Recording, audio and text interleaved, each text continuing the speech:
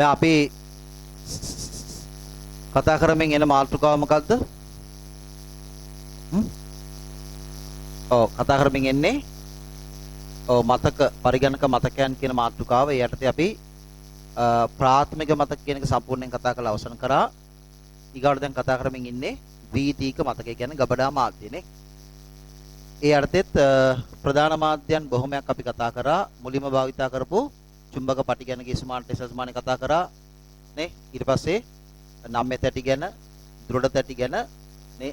ඊගාට ගිස්මාන අපි කතා කළා. ඒ වගේම සිප් ඩිස් නැත්නම් සිප් කියන ගබඩා මාධ්‍ය සහ ගිස්මාන අපි කතා කරලා තිනවා ප්‍රකාශ තැටි කියන එක. මොනවද මේ ප්‍රකාශ තැටි කියලා අපි කියන්නේ? ඉංග්‍රීසියෙන් කියනවා ඔප්ටිකල් ඩිස්ක් කියලා. මොනවද මේ? ප්‍රකාශ තැටි නැත්නම් ඔප්ටිකල් ඩිස්ක් කියලා කියන්නේ?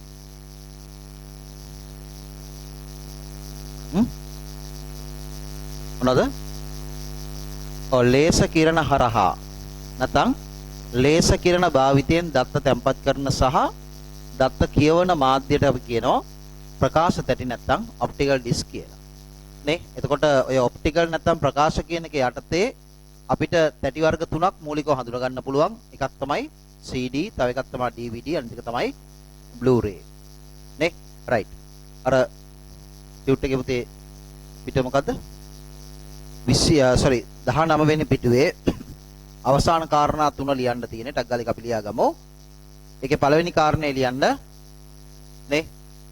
සංකේතයක් දාලා තියෙනවා මෙන්න මේ කාරණේ. මේ උඩ විස්තරය ලියා ගත්තා.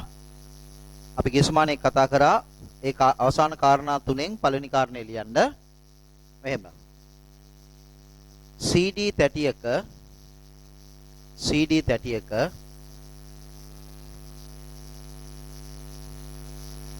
සාමාන්‍ය ධාරිතාව CD තැටියක සාමාන්‍ය ධාරිතාව 700යි MB 700යි MB පමණ වන අතර 700යි MB පමණ වන අතර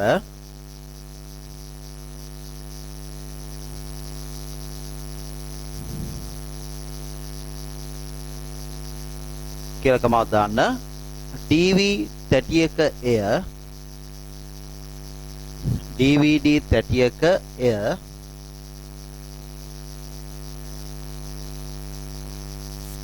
4.7 GB පමණ වේ. 4.7 GB පමණ වේ. එතකොට CD එක ධාරිතාවය සාමාන්‍යයෙන් මෙගාබයිට් 700ක් වගේ වෙනකොට DVD එක සාමාන්‍ය ධාරිතාව ගිගාබයිට් 4.7ක් වගේ වෙනවා. මේ තියෙන ස්ටෑන්ඩඩ් සයිස් එක. සම්මත ප්‍රමාණයක්. නමුත් ඔයිට වඩා එහාට මෙහාට ගිය අවස්ථාවන් තියෙනවා. හරි? එසේම ඊළඟ තව පොඩ්ඩක් ලියන්න. එසේම Blu-ray තැටියක ධාරිතාව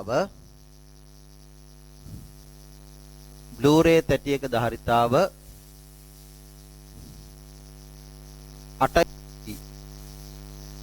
පමණ වේ. එසේම Blu-ray තැටියක ධාරිතාව 8 GB පමණ වේ. ගිගාබයිට් 8ක් විතර. නමුත් ගිගාබයිට් 20 Blu-ray පවා තියෙනවා. මම ඒක කිව්වේ අර සාමාන්‍ය ධාරිතාවය කියන්නේ අපි කතා කරේ මොකද්ද? ඔය කියන ප්‍රකාශ මාධ්‍යයන් තුනේ දල වශයෙන් ධාරිතාවක්. දැන් hard disk එකක් ගත්තත් පුතේ නිශ්චිත නැහැනේ. නේ වර්තමානයේ ගත්තොත් ටෙරාබයිට් 1 තියෙනවා, 2 තියෙනවා, 4 තියෙනවා නේ, 8 තියෙනවා. ඒ වගේ එක එක ප්‍රමාණයන්ගෙන් තියෙනවා. ඒකේ දත් එහෙමයි, අදත් එහෙමයි. හරි? හැබැයි ෆ්ලොපි එකක් ගත්තොත් අර අඟල් 3මාරේ ෆ්ලොපි එක අවුරුදු 20ක් 30ක්ම එකම ධාරිතාවයේ තිබුණා. මෙගාබයිට් 1.44. සිප් ඩිස්ක් එකක් ගත්තත් නිශ්චිත නැහැ. ඒකෙත් මෙගාබයිට් 100 වගේ ඉඳන් 650ක් වගේ දක්වා වෙනස් වෙමින් තිබුණා. හරි? රයිට්. දෙවෙනි කාරණයට එන්න. දෙවෙනි කාරණේ මෙම ප්‍රකාශ මාධ්‍ය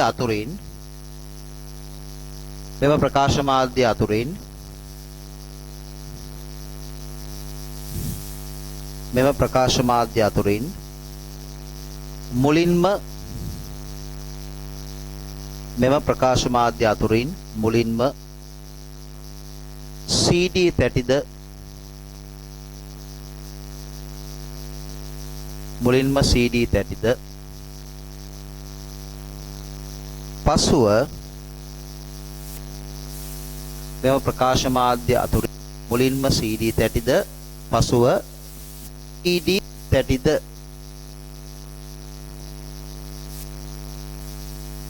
නිපද වීය. මුලින්ම CD තැටිද පසුව DVD තැටිද නිපද වීය. මෑත කාලයේ නිර්මාණය වූ නැත්නම් නිර්මාණය කළ මෑත කාලයේ නිර්මාණය කළ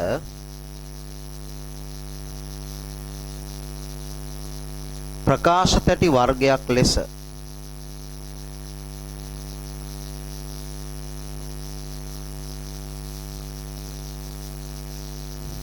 මෑත කාලයේ නිර්මාණය කළ ප්‍රකාශ තැටි වර්ගයක් ලෙස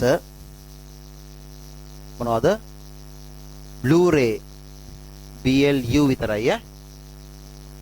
Blu-ray තැටි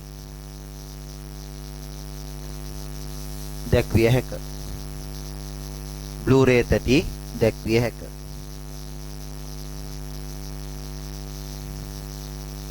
තුන්වෙනි කාරණය නැවතත් අපි මේ ප්‍රකාශ කියන කාරණය මොකක්ද කියන එක පැහැදිලි කරගමු.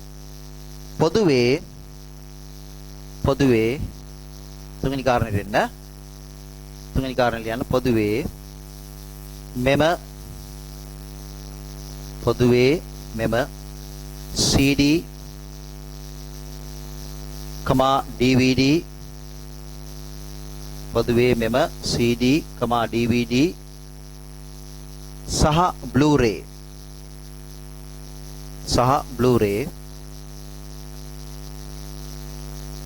යන සියලු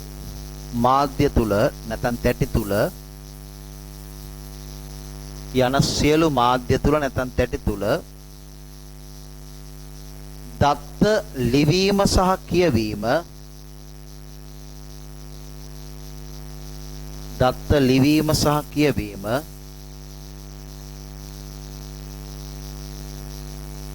ලේස කිරණ භාවිතයෙන් සිදු කරයි. ලේස කිරණ භාවිතයෙන් සිදු කරයි. ලේස කිරණ භාවිතයෙන් සිදු කරයි.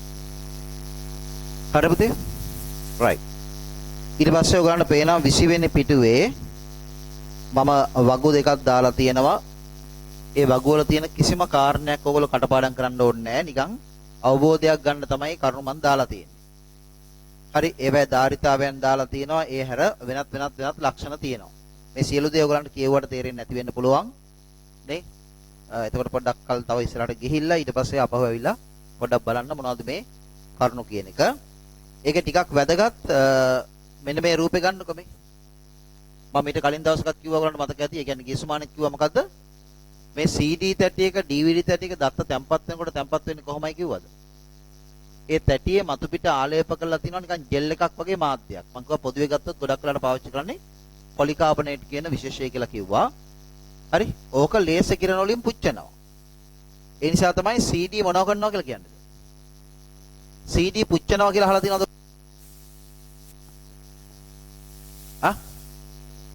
එහෙම අහලා නැද්ද? නෑ. CD බර්න් කරනවා කියලා අහලා තියෙනවද? ඈ? ඔව් එහෙම අහලා තියෙනවා. CD බර්නින් ගැන අහලා තියෙනවා හැබැයි පුච්චනවා කියලා අහලා නෑ. බර්න් කරනවා කියන්නේ මොකද්ද? පුච්චනවා තමයි. නේ එතකොට සාමාන්‍ය සමාජයේ අපි පුරුදු වෙලා තියෙන හැටිනේ පුතේ. සාමාන්‍ය සමාජයේ CD පුච්චනවා කියොත් නිකන් වැඩේ අවුල් වගේ. හැබැයි CD බර්න් කරනවා ගාම එහෙම අවුලක් නෑ. ඒ බර්න් කරනවා කියන්නේ මොකද්ද? ඈ? පුච්චනවා කියන එක තමයි. නේ? දැන් රත්නපුරේ විශේෂයෙන්ම පාවිච්චි කරනවා ඒ බර්නින් කියන වචනය. මොකද බර්නින් කියන ක්‍රියාවලිය ගත්තොත් එහෙම එක්තරා දෙයක් එක්ක මුළු ලෝකෙම ප්‍රසිද්ධයි රත්නපුරේ. අඹලිපිටියත් ඇති ඉතින්. මම දන්නේ නැහැ ඒක. නේ? මොකද රත්නපුරේ කෙරවලක් නෑ අඹලිපිටියත්. නේ? මොනවද? බර්නින් වලට ලෝක ප්‍රසිද්ධයි. ලෝකේ හොඳම බර්නර් ඉන්නේ රත්නපුරේ. ලෝකේ හොඳම බර්නර් මොනවද? මැනික්. ඔව්. නේ එතකොට අපි අපේ පැත්තේ කියන්නේ මොකද්ද?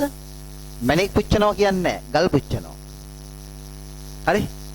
ගල් බර්නින් කම තමයි කතා කරන්නේ. රයිට්? එතකොට ඔය ජෙම් බර්නින් කියන එක නැත්නම් මේ ගල් පුච්චන එක එහෙම නැත්නම් මැනික් පුච්චන තාක්ෂණය ඇමරිකාව වගේ රටවල පාවිච්චි කරන්න ඇති සමහර විට. නමුත් ලෝකේ හොඳටම බර්නින් එක කියන රට තමයි තායිලන්තේ. තායිලන්තේ කියන රට තමයි හොඳට මේ වැඩේ කරේ. හරි අපි පොඩි කාලේ ඒ කියන්නේ සාමාන්‍යයෙන් අපි අවුරුදු 7-8 වගේ වෙන වයස වෙනකොට ඔයගලන්ට රත්නපුරේ නගරයේ සම්බන්ධ පොඩි අවබෝධයක් තියෙනවා නම් මම දන්නේ නැහැ තියෙනවද කියලා නේ රත්නපුරේට යනකොට ඔය පැල්මඩුල අරේ පහු කළා රත්නපුරේට කිට්ටු වෙනකොටම තියෙනවා පොඩි හන්දියක්. ඒකේ හන්දියෙන් තමයි අර පැත්තට නිවිතිගල කලවණ පැත්තට යන පාර තියෙන්නේ. එතනට අපි කියනවා මොකක්ද තිරුවනාගටිය හන්දිය.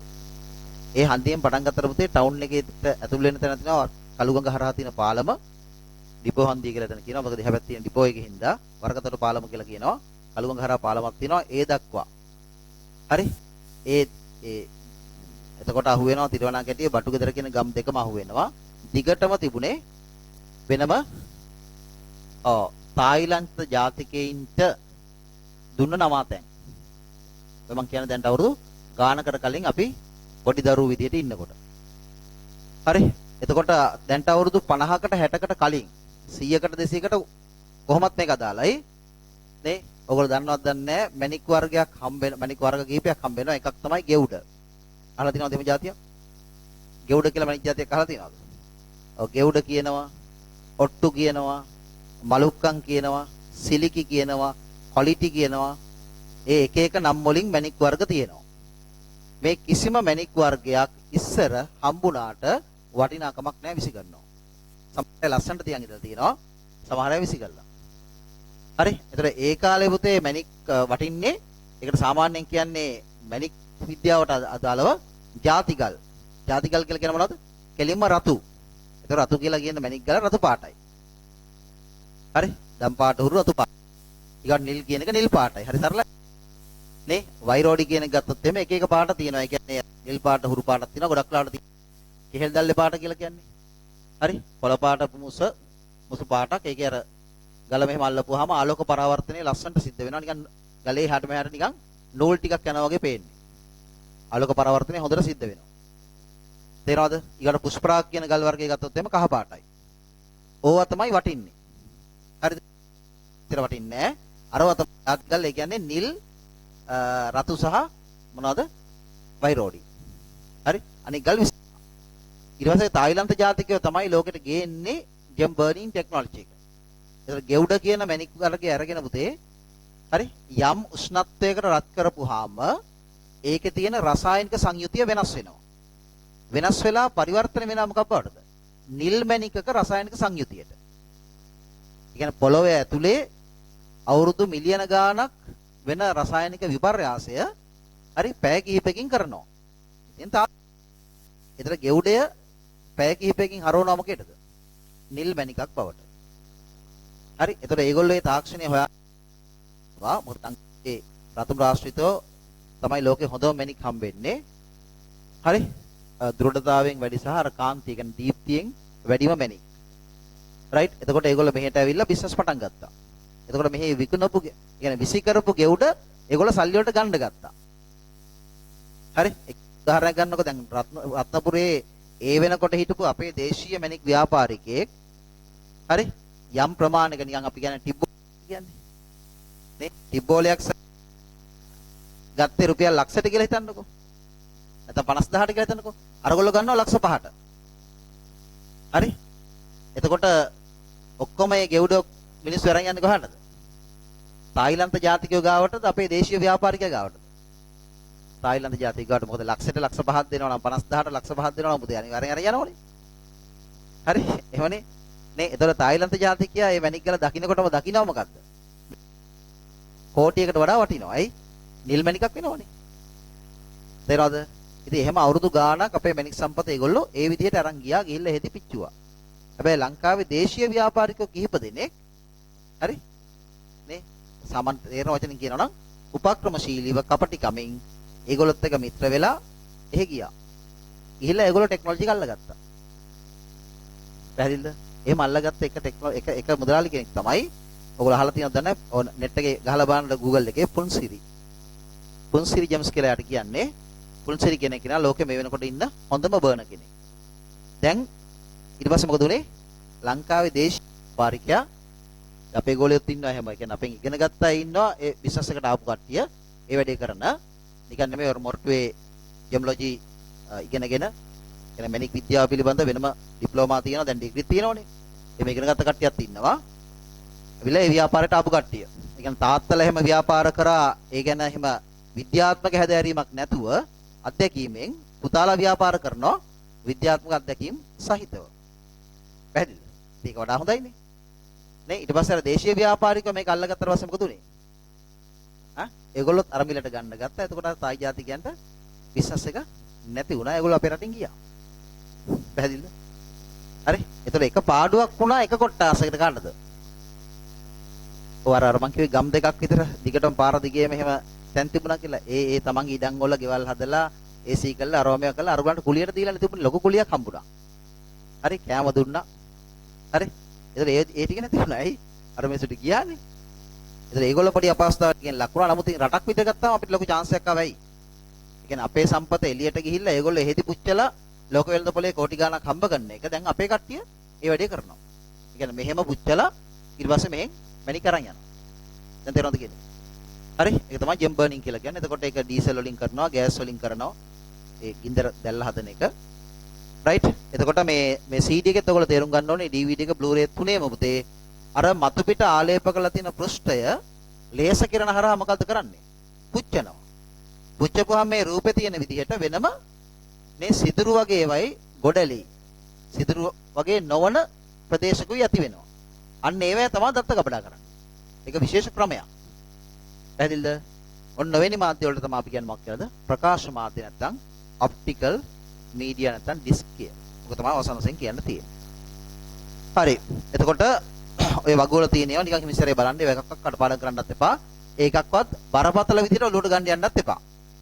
ඒ කියන්නේ මේ කියන ඒවා තේරෙන්නේ නැහැ කියලා ICT අමාරුයි කියලා හිතන්නත් එපා. මේවා අමතරව දාපුවා ඈ. හරි. එහෙනම් අපි යමු ඊගා මාධ්‍යයට මොකද්ද? සැනලි දාවක නැත්තම් ෆ්ලෑෂ් පෙන් එහෙම නැත්තම් තම් කියලා අපි කියනවා. ලියන්න මෙහෙම. තර ලකුණක් දාලා පරිණි වාක්‍යය ලියන්න.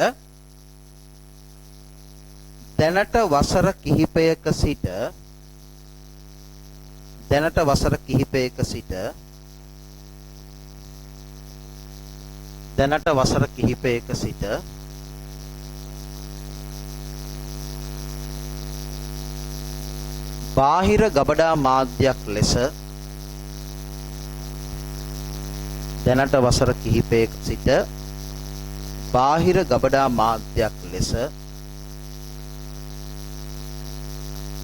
ඉතාම ජනප්‍රිය දැනට වසර කිහිපයක සිට බාහිර ගබඩා මාධ්‍යයක් ලෙස ඉතාම ජනප්‍රිය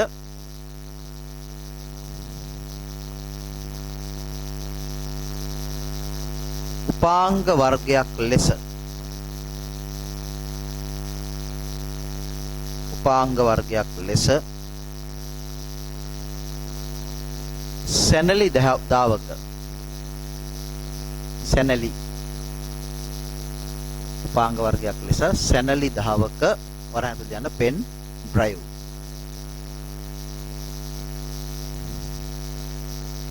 ගත හැක. හරි පුතේ. ඒතර පෙන් ඩ්‍රයිව් කියලා කියන්නේ ඊටාම කුඩා නේ අපිට ඉතා පහසුවෙන් පරිගණකයකට බාහිරින් භාවිත කරන්න පුළුවන් ගබඩා මාධ්‍ය. දැන් ඊගා කාරණේ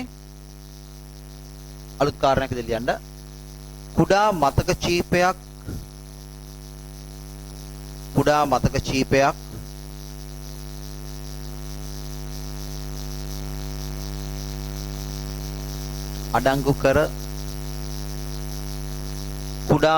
චීපයක් අඩංගු කර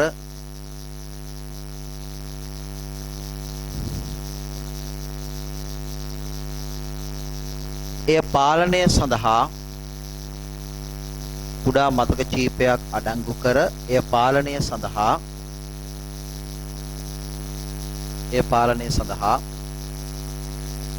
කුඩා පරිපථයක්ද සහිතව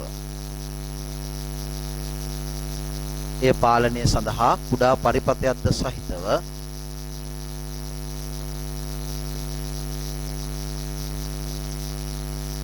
මේවා නිපදවයි. කුඩා පරිපථයක්ද සහිතව මේවා නිපදවයි.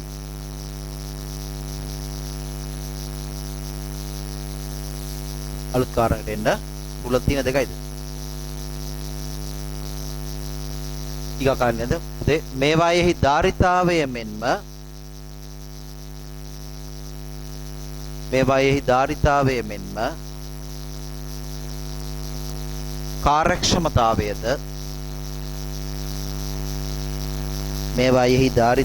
මෙන්ම කාර්යක්ෂමතාවයද සාපේක්ෂව ඉහළය.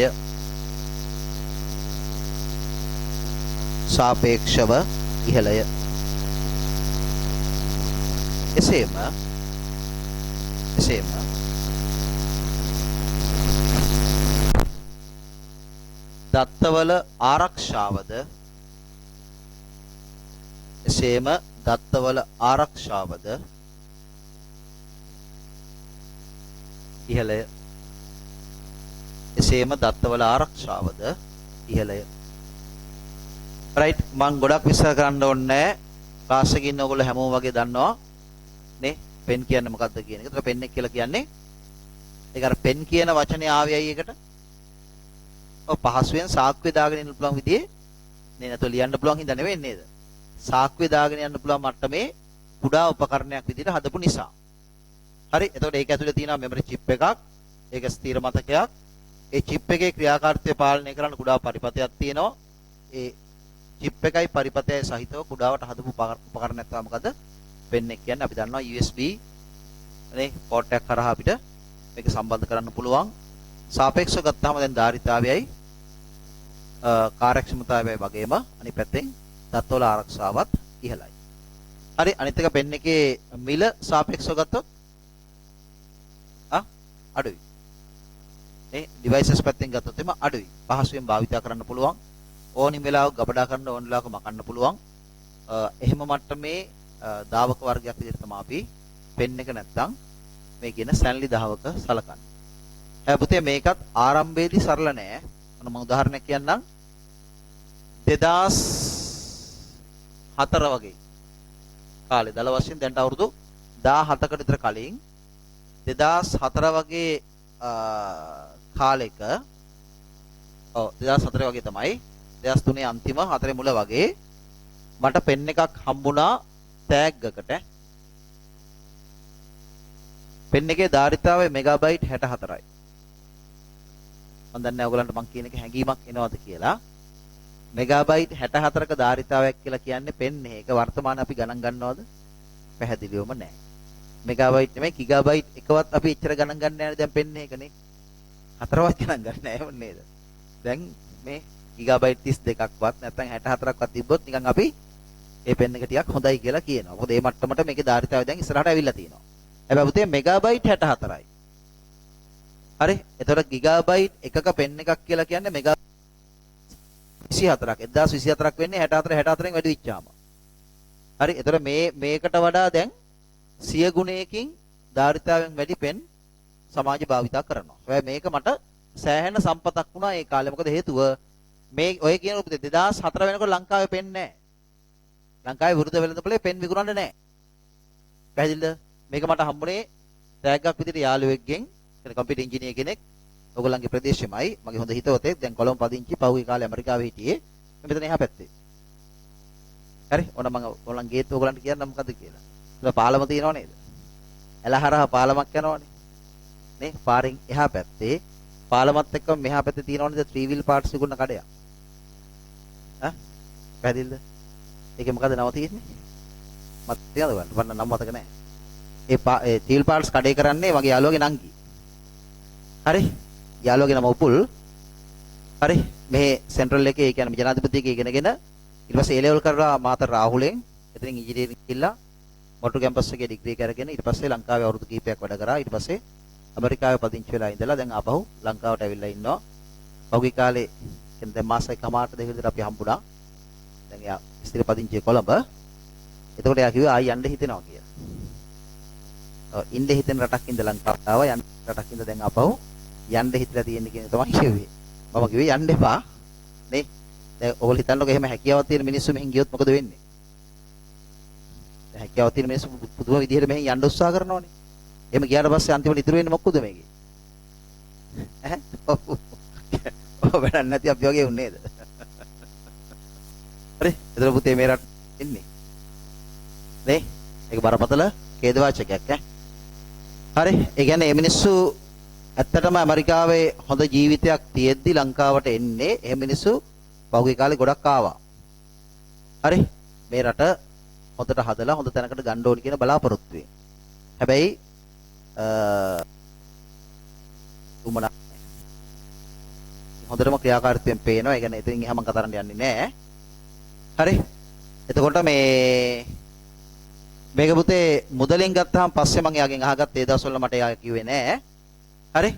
ඒ කියන්නේ ඊට පස්සේ අවුරුදු කිහිපයකට පස්සේ පෙන් එක ලංකාවට ආවිලා සාමාන්‍ය මාකට් එකේ ජනප්‍රිය වෙලා අපි පෙන් එක නේ සාමාන්‍ය දෙයක් විදිහට පාවිච්චි කරන ගත්තට පස්සේ තමයි මට ගාන කිව්වේ. ඒ කාලේ මේක ලංකාවේ මුදලින් රුපියල් 12500ක්. හිතන්නකෝ. රුපියල් 12500ක්. හරි 2004 2004 රුපියල් 12500ක්. ඒ කියන්නේ දැන්ට අවුරුදු 14 කලින්. නේ? දැන් අපිට හොඳ පෙන් එකක් රුපියල් 10000 දෙනකොට ගත්තා හැකිනේ. දැන් මේ දවස්වල පොඩ්ඩක් එහාට මෙහාට වෙලා ඇති මේ අර ගේන එක සීමා හින්දා. නේ? මොකද අපිට මේ බාණ්ඩ ගෙනන එක සීමා කරලානේ තියෙන්නේ. නේ? ඩොලර් ප්‍රශ්නේ හින්දා. ඒ හින්දා දැන් තියෙනවා මිල ඉහළ ගිහිල්ලා ඇති. නමුත් සාමාන්‍යයෙන් ගත්තොත් එහෙම රුපියල් 18500 විතර ගිගාබයිට් නේ 832 නැත්නම් 16 වගේ මේ පෙන් එක මට්ටම. හරි මේ මෑත එක. හරි. එතකොට ඔන්නෝක තමයි අපි පෙන් එක නැත්නම් සැනලි දහවක කියලා කියන්නේ. මම නැවත කියනවා මොකද්ද? බාහිර ගබඩා මාධ්‍යයක් විදිහට දැන්ට අවුරුදු කිහිපයක ඉඳලා ඊටාම ජනප්‍රිය භාවිත කරන මාධ්‍යයක් තමයි පෙන් එක. ගොඩක් ආරක්ෂාකාරී. රයිට්? දැන් බාහිර ගබඩා මාධ්‍ය විදිහට පුතේ අපි CD DVD පාවිච්චි කරනවානේ වර්තමානයේ. නේ ඊට වඩා පෙන් එක ආරක්ෂාකාරී. මොකද CD එකක් DVD එකක් හීරෙන්න පුළුවන්. නේද? ඒ වගේම මේක ප්ලාස්ටික් ඉඳ කැඩෙන්න තියෙන ප්‍රවණතාවයත් ගොඩක් වැඩි. රයිට්? ඒ වගේම අර ප්ලේට් එක උනත්, ඒ ආලේප කරලා තියෙන එක උනත් ටික කාලයක් යනකොට ගැලවෙනවා. දැන් CD එකක් අරගෙන රයිට් කරලා හිතන්නකෝ බොහොම ආරක්ෂාකාරීව තැම්පත් කරලා තියාගත්තා කියලා ඔය සේප් එක හරි මොකක් හරි නේ ආරක්ෂාකාරී තැනක දාලා හැබැයි ඉතින් අවුරුදු 5ක් 6ක් තිබ්බම මොකද වෙන්නේ? ඈ ඒක ස්තර ගැලවෙනවා. ඉතින් එයා ඒක පාවිච්චි කරන්න බෑ. සමහර අය එහෙම කරලා තිබුණා මොහොමද? තමන්ගේ වෙඩින්ස් වගේ දේවල් එහෙම. නේ ඩිජිටල් කරණයට ලක් කරලා නේද? ඩිජිටල් කරණය කියලා කියන්නේ ඒක ඔව් කැමරා වලින් අරගෙන CD වල රයිට් කරලා අරන් තියාගත්තා. වැඩක් තියනවද? ඔව් ටික කාලයක් තියන් ඉන්න පුළුවන් එච්චරයි. ඉතින් ඒක වැඩක් නෑ. ඒවා නිකම්ම ඉබේම විනාශ වෙනවා. හරි රයිට්. අපි මේ අවසාන මාධ්‍යයට ඝනතාවක නැත්තම් පුතේ solid state drive SSD කියලා කියනවා. ඔය තියෙන්නේ මෑතකම ඉඳන් පරිගණක භාවිතා කරන සහ ඊටාම ජනප්‍රිය මට්ටමට ක්‍රමානුකූලව එන තවත් ගබඩා මාධ්‍යයක්. ලියන්න මෙහෙම. මෑත කාලයේදී නිර්මාණය වූ ප්‍රබල ගබඩා මාධ්‍යකි.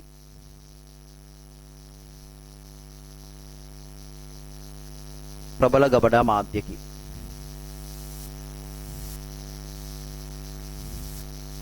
හරි රයිට්. එතකොට මට කියන්න පුතේ මෙහෙම ඔය SSD කියන ගබඩා මාධ්‍ය මොකේට විකල්පයක් විදියට හදපු එකක්ද? දැන් පෙන් එක අපිට කියන්න පුළුවන් CD එකට DVD එකට විකල්පයක් විදියට ආවා කියලා. Blu-ray එකට කියන්න බෑ. මොකද පෙන් නිර්මාණ වුණාට පස්සේ තමයි Blu-ray එක ආවේ. හරි. එතකොට පෙන් එක කියලා කියන්නේ CD එකට DVD එකට හොඳ විකල්පයක්. විකල්පයක් කියන්නේ මොකද්ද? පවතින දෙයට වඩා වෙනස් වූ ඒකට උත්තරයක් විදිහට එන දෙයක්. හරි. එතකොට ආද්‍ය මොකේකටද විකල්පයක් වෙන්නේ? hard disk එකට බොහොම හොඳයි. පරිගණකය ඇතුලේ භාවිතා කරන දෘඩ ඩිස්ක් එකට හાર્ඩ් ඩිස්ක් එකට. නේ අපි දන්නවා හાર્ඩ් ඩිස්ක් කියන එකත් පුතේ ස්වරූප දෙකක් තියෙනවනේ. පරිගණකයේ ඇතුලේ සම්බන්ධ කරලා භාවිතා කරන hard disk තියෙනවා. පරිගණකයට බාහිරින් භාවිතා කරන hard disk තියෙනවා. ඒ වගේම මේ SSD කියන මාධ්‍යයත් ওই විදිහටම තියෙනවා. හරි. එතකොට ඇයි hard disk එකට විකල්පයක් අවශ්‍ය වුනේ? එයා හිතන්න. අපි භාවිතා කරන hard disk එකට දෘඩ තැටියට ඇයි විකල්ප ඕනේ උනේ?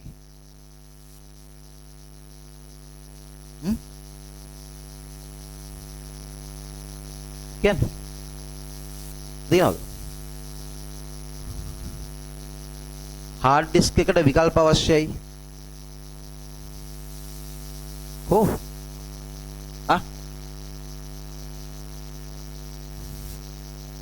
ධාරිතාවය ඉකරන්න. හොඳ උත්තරයක්. hard disk එකට වෙන්නේ ධාරිතාවය වැඩි කරන්න. ඒ කියන්නේ පරිගණකය ඇතුලේ නේ පුතේ. එහෙම නේද? ඔව්ද නැද්ද? ඔව්. මොකක්ද ඔයගොල්ලන්ගේ අදහස ඒ සම්බන්ධව? hard disk එකට විකල්පයක් ලෙස SSD එක ගේනකොට එක ඕමනාවක් තමයි කියලා කියනවා ධාරිතාවය වැඩි කිරීම. පිළිගන්නවද? පිළිගන්නවා.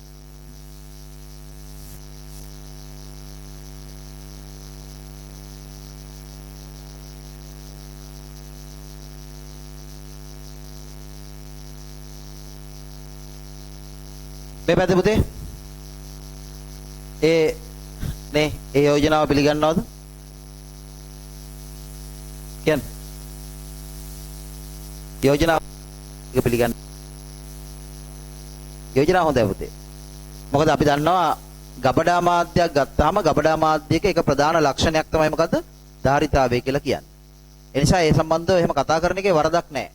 හැබැයි හොඳට තේරුම් ගන්න hard disk එකේ ධාරිතාවයට ගැලපෙන SSD එකක් පුතේ තාමත් බෑ.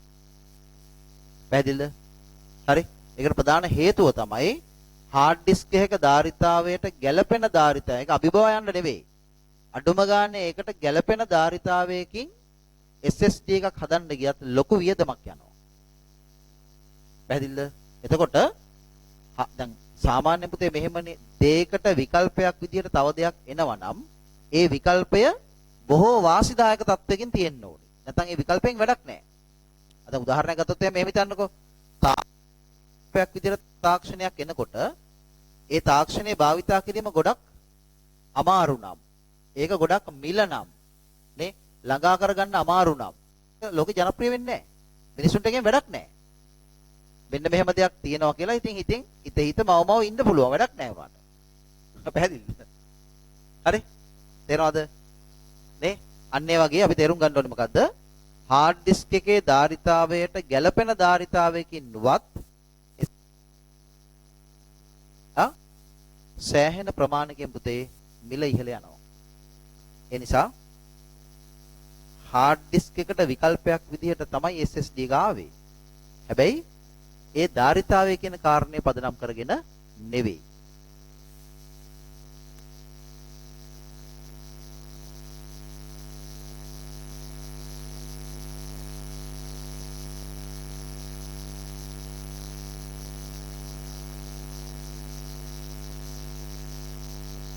right කියන්නේ එන මොනවද? ප්‍රධානම අවශ්‍යතාවය මොකද්ද? මොකක්ද ඒ විකල්පය?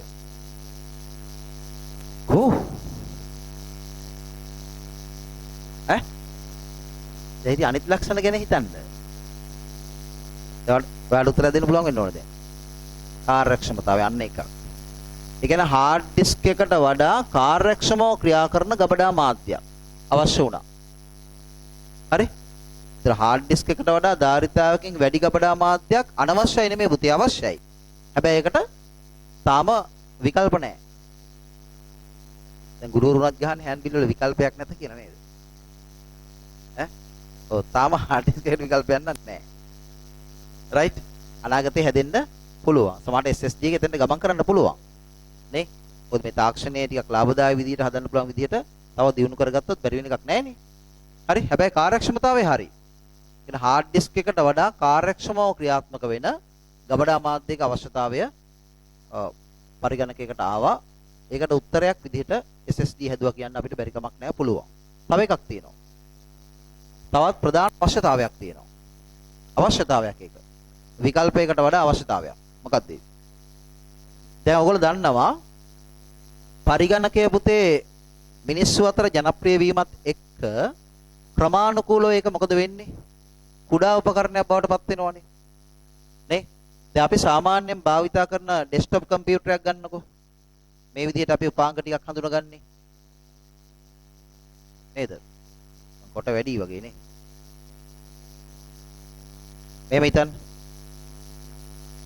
දැන් මේකට අපි කියනවා normal PC එකක්, පුජ්‍යල පරිගණකයක්, personal computer. මේ මොඩල් එකට අපි කියනවා desktop කියලා. ඒ desktop කියන්නේ මේ ඩෙස්ක් එකක් මේසයක් උඩ තියන් එපා පුතේ. මේක පාවිච්චි කරන්න මේක උකුල උඩ තියන් පාවිච්චි කරන්න බෑනේ. නේ? අද එක කකුලක් උඩ මෙහා තියා ගන්නවා, අනිත් කකුල උඩ මෙහා තියා ගන්නවා නේ. හරි ඊට පස්සේ මොකද කරන්නේ? ඕක බදාගෙන ඉන්න වෙනවා. නේ? පාවිච්චි කරන්න හම්බෙන්නේ නැත්නම් ඔක විර වැටෙනවනේ. පැහැදිලිද? ඒ හින්දානේ පුතේ උකුල උඩ තියාගෙන පාවිච්චි කරන්න පුළුවන් විදිහ එකක් හැදුනේ මොකක් කියලාද? ලැප්ටොප් කියලා. ඒතර මේකත් PC එකක්.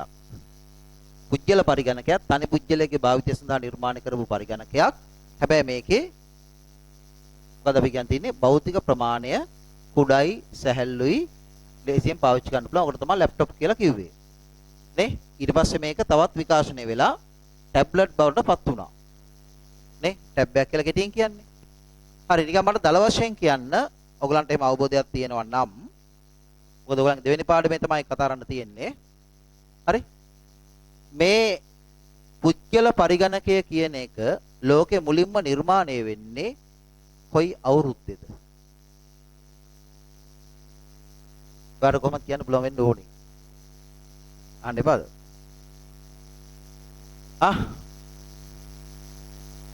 පුජ්‍යල පරිගණකය කියන එක පුතේ කාට හරි එහෙම අවබෝධයක් තියෙනවා නම් කියන්න. ඔයගලන්ට ඉගෙන ගන්න තියෙන ඊගා පාඩමේ. ඒ හින්දා ඒකට මම දොස් කියන්නේ නැහැ. උත්තර දෙන්න බැරුණාට ප්‍රශ්නයක් නැහැ. ඒ මතකයක් මුකුත් එහෙම තියනවද? කියන්න බලන්න.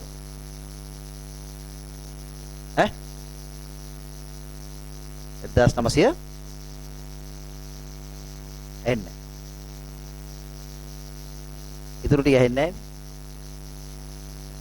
ඔය මට 1900 කියන කැලේ විතර ඇහෙන්නේ. නෑ.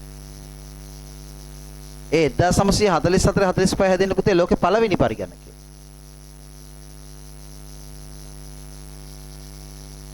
එහෙම කියන්න අවබෝධයක් නැද්ද? 1981 කොහොම මෑතක? මම මෑතක කියලා කිව්වේ පරිගණකයේ ඉතිහාසයට සාපේක්ෂව අහගන්න 1981 අවුරුද්දේ තමයි පුතේ තනි පුජ්‍යලයේ භාවිතය සඳහා පරිගණකයක් හදන්නේ. මොකද්ද සමාගම? IBM කියන සමාගම. පුජ්‍යල පරිගණකයේ නිර්මාතෘවරු මේ සමාගම. හරි? ඒ හදපු පරිගණකය තමයි මේ විදිහේ ඩෙස්ක්ටොප් එකක්.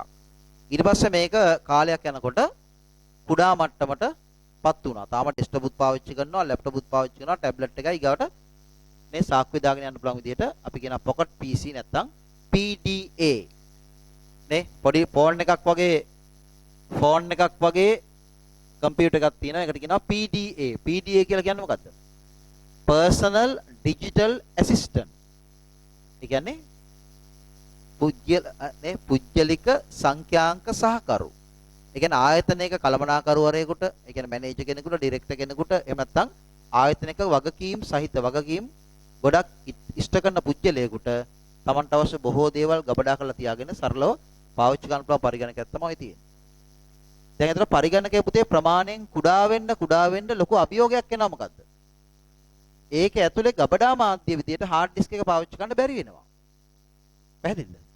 හේතුව කාරණා දෙකක් තියෙනවා. එකක් තමයි hard disk එක කියන එකේ තියෙන පුතේ තැටිනේ. ලෝහ තැටිනේ තියෙන්නේ. ඒතකොට ලෝහ තැටිය අඩංගු කරලා hard disk එක හදලා ඒ තැටිය දත්ත ගබඩා කරන්න සහ ඒවා කියවන්න වෙනම headset එකක් දාන්න ඕනේ ඒකට. එහෙම කරාම hard disk එක ගොඩක් තුනීවට හදන්න බෑ. නේ? hard disk එක මේ වගේ නිකන් අර බිස්කට් එකක් වගේ ගොඩක් තුනීවට හදන්න පුළුවන්ද? බෑ. හැබැයි ටැබ් එකක් එහෙම ගත්තාම පුතේ තියෙන්නේ එහෙමනේ. නේ? පැහැදිලිද? දැන් ලැප් එකක් එහෙම ගත්තා සමහරට මේ ලැප් එකේ මේ යට කොටස ගත්තාම පුතේ ගොඩක් තුනීනේ දැන් අලුතෙන් එන ඒවා. තේරෙනවද? ඒතර ඒවා හරි වැදගත්. මොකද දැන් පහසුවෙන් එහා මෙහා ගෙන යා හැකි මට්ටමට හදන උපකරණයක් නම් සැහැල්ලු වෙන්න ඕනේ. නේ? දැන් අපි කියන්නේ මේ වගේ කම්පියුටර්ස් වලට මොනවා කියලාද? Portable computers. පෝටබල් කියලා කියන්නේ ඔව් පහසුවෙන් එහාට මෙහාට ගෙනියන්න පුළුවන් ඒවා. එහෙනම් ඒ පරිගණකේ ගොඩක් බර වෙලා හරියන්නේ නැහැ. නේ? ඒද පරිගණකේ ගොඩක් තුනීවට පහසුවෙන් පාවිච්චි කරන්න පුළුවන් විදිහට හදන්න ඕනි. හැබැයි එහෙම හදන්න ගියාම මතුවෙන ප්‍රශ්නේ තමයි පරිගණකයේ ප්‍රධාන ගබඩා මාධ්‍ය විදිහට තිබුණේ hard disk එක. hard disk එක ඉතින් තුනී කරන්න බෑ. ඒක එක ප්‍රශ්නයක්. අනික් කාරණේ තමයි hard disk එකේ ඇතුලේ මෝටර්ස් තියෙනවා. ඔය මෝටර වැඩ කරන්න වෙනම කරන්ට් එකක් ඕනේ. හරි. එතකොට දැන් මේ ලැප් එකක් හරි ටැබ් එකක් හරි මේ PD එකක් හරි පුතේ පවර් එකට ගහලා තියෙනකොටම පාවිච්චි කරනකොට අවුලක් නැහැ. හැබැයි කරන්ට් එක නැති තැනක පාවිච්චි කරන්න ගියොත් එහෙනම් මොකද වෙන්නේ? ඉක්මනින් කරන්ට් එක ඒකෙන් charge එක අඩු වෙනවා. අය අර hard disk එකේ ක්‍රියාකාරීත්වය පාලනය කරන්න. ඕකත් ප්‍රශ්නයක් වුණා. අන්නේ කියන ප්‍රශ්න වලට උත්තරයක් විදිහට තමයි SSD එක ආවේ. මම උත්තර කීපයක් කිව්ව එකක් මොකද්ද? ඔයගොල්ලන්ගේ ආ උත්තරය මෙයාගෙන් මොකද්ද? කාර්යක්ෂමතාවය. එක උත්තරයක්.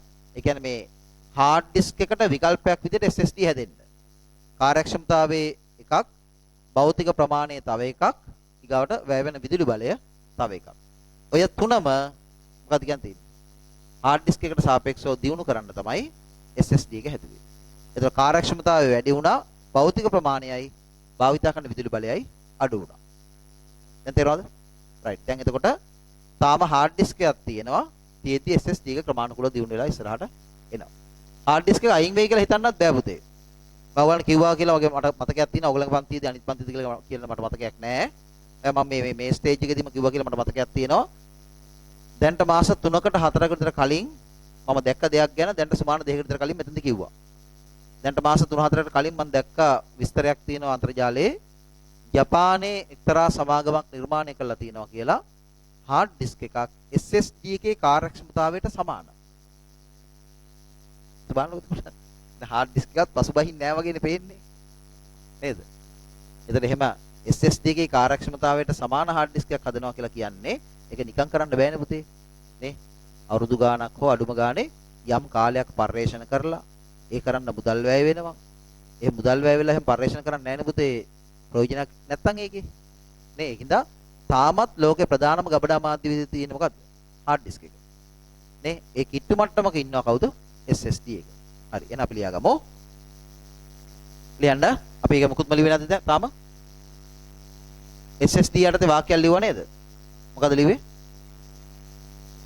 මෑත කාලේදී නිර්මාණය වූ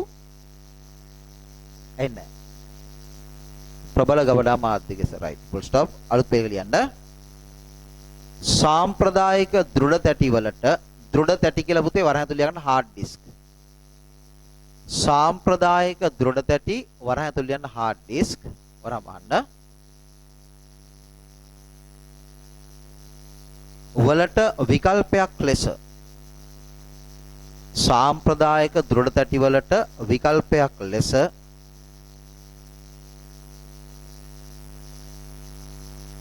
මේවා නිපදවන ලදී.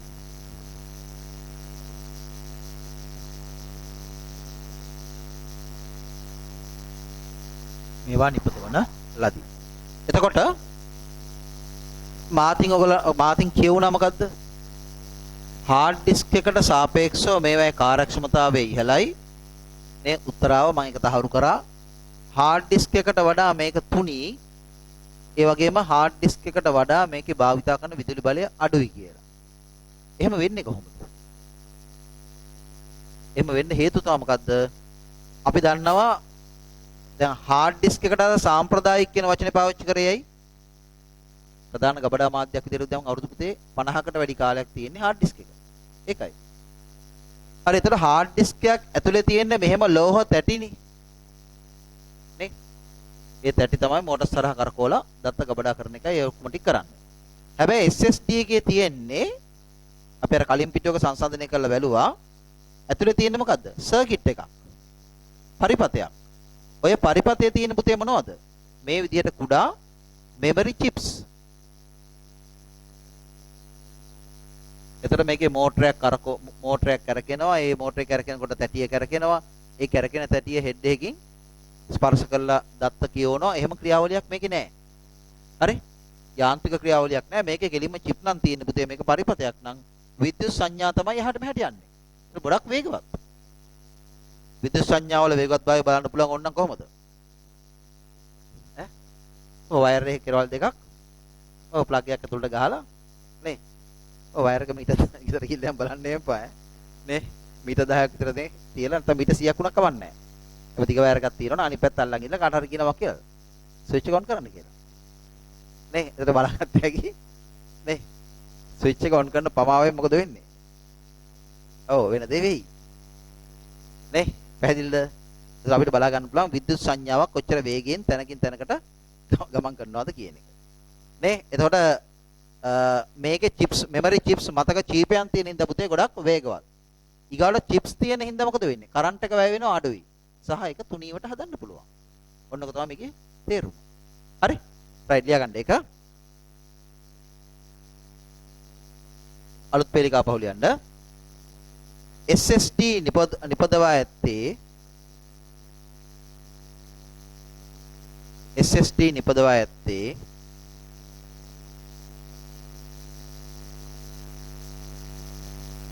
මතක චීපයන්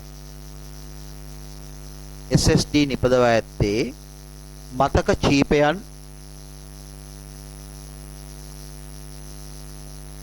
කිහිපයක් සහිත SSD නිපදවා ඇත්තේ මතක චීපයන් කිහිපයක් සහිත කුඩා පරිපතයක් අඩංගු කරමිනි. කුඩා පරිපතයක් අඩංගු කරමිනි.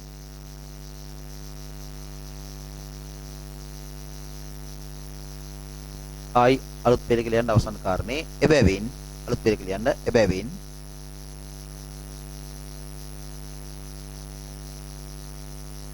SSD එකෙහි එබැවින් SSD එකෙහි භෞතික ප්‍රමාණය මෙන්ම එබැවින් SSD එකෙහි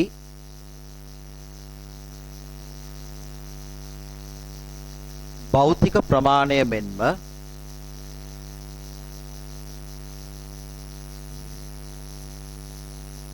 වැයවන විදුලි බලය භෞතික ප්‍රමාණය මෙන්ම වැයවන විදුලි බලය අඩුය.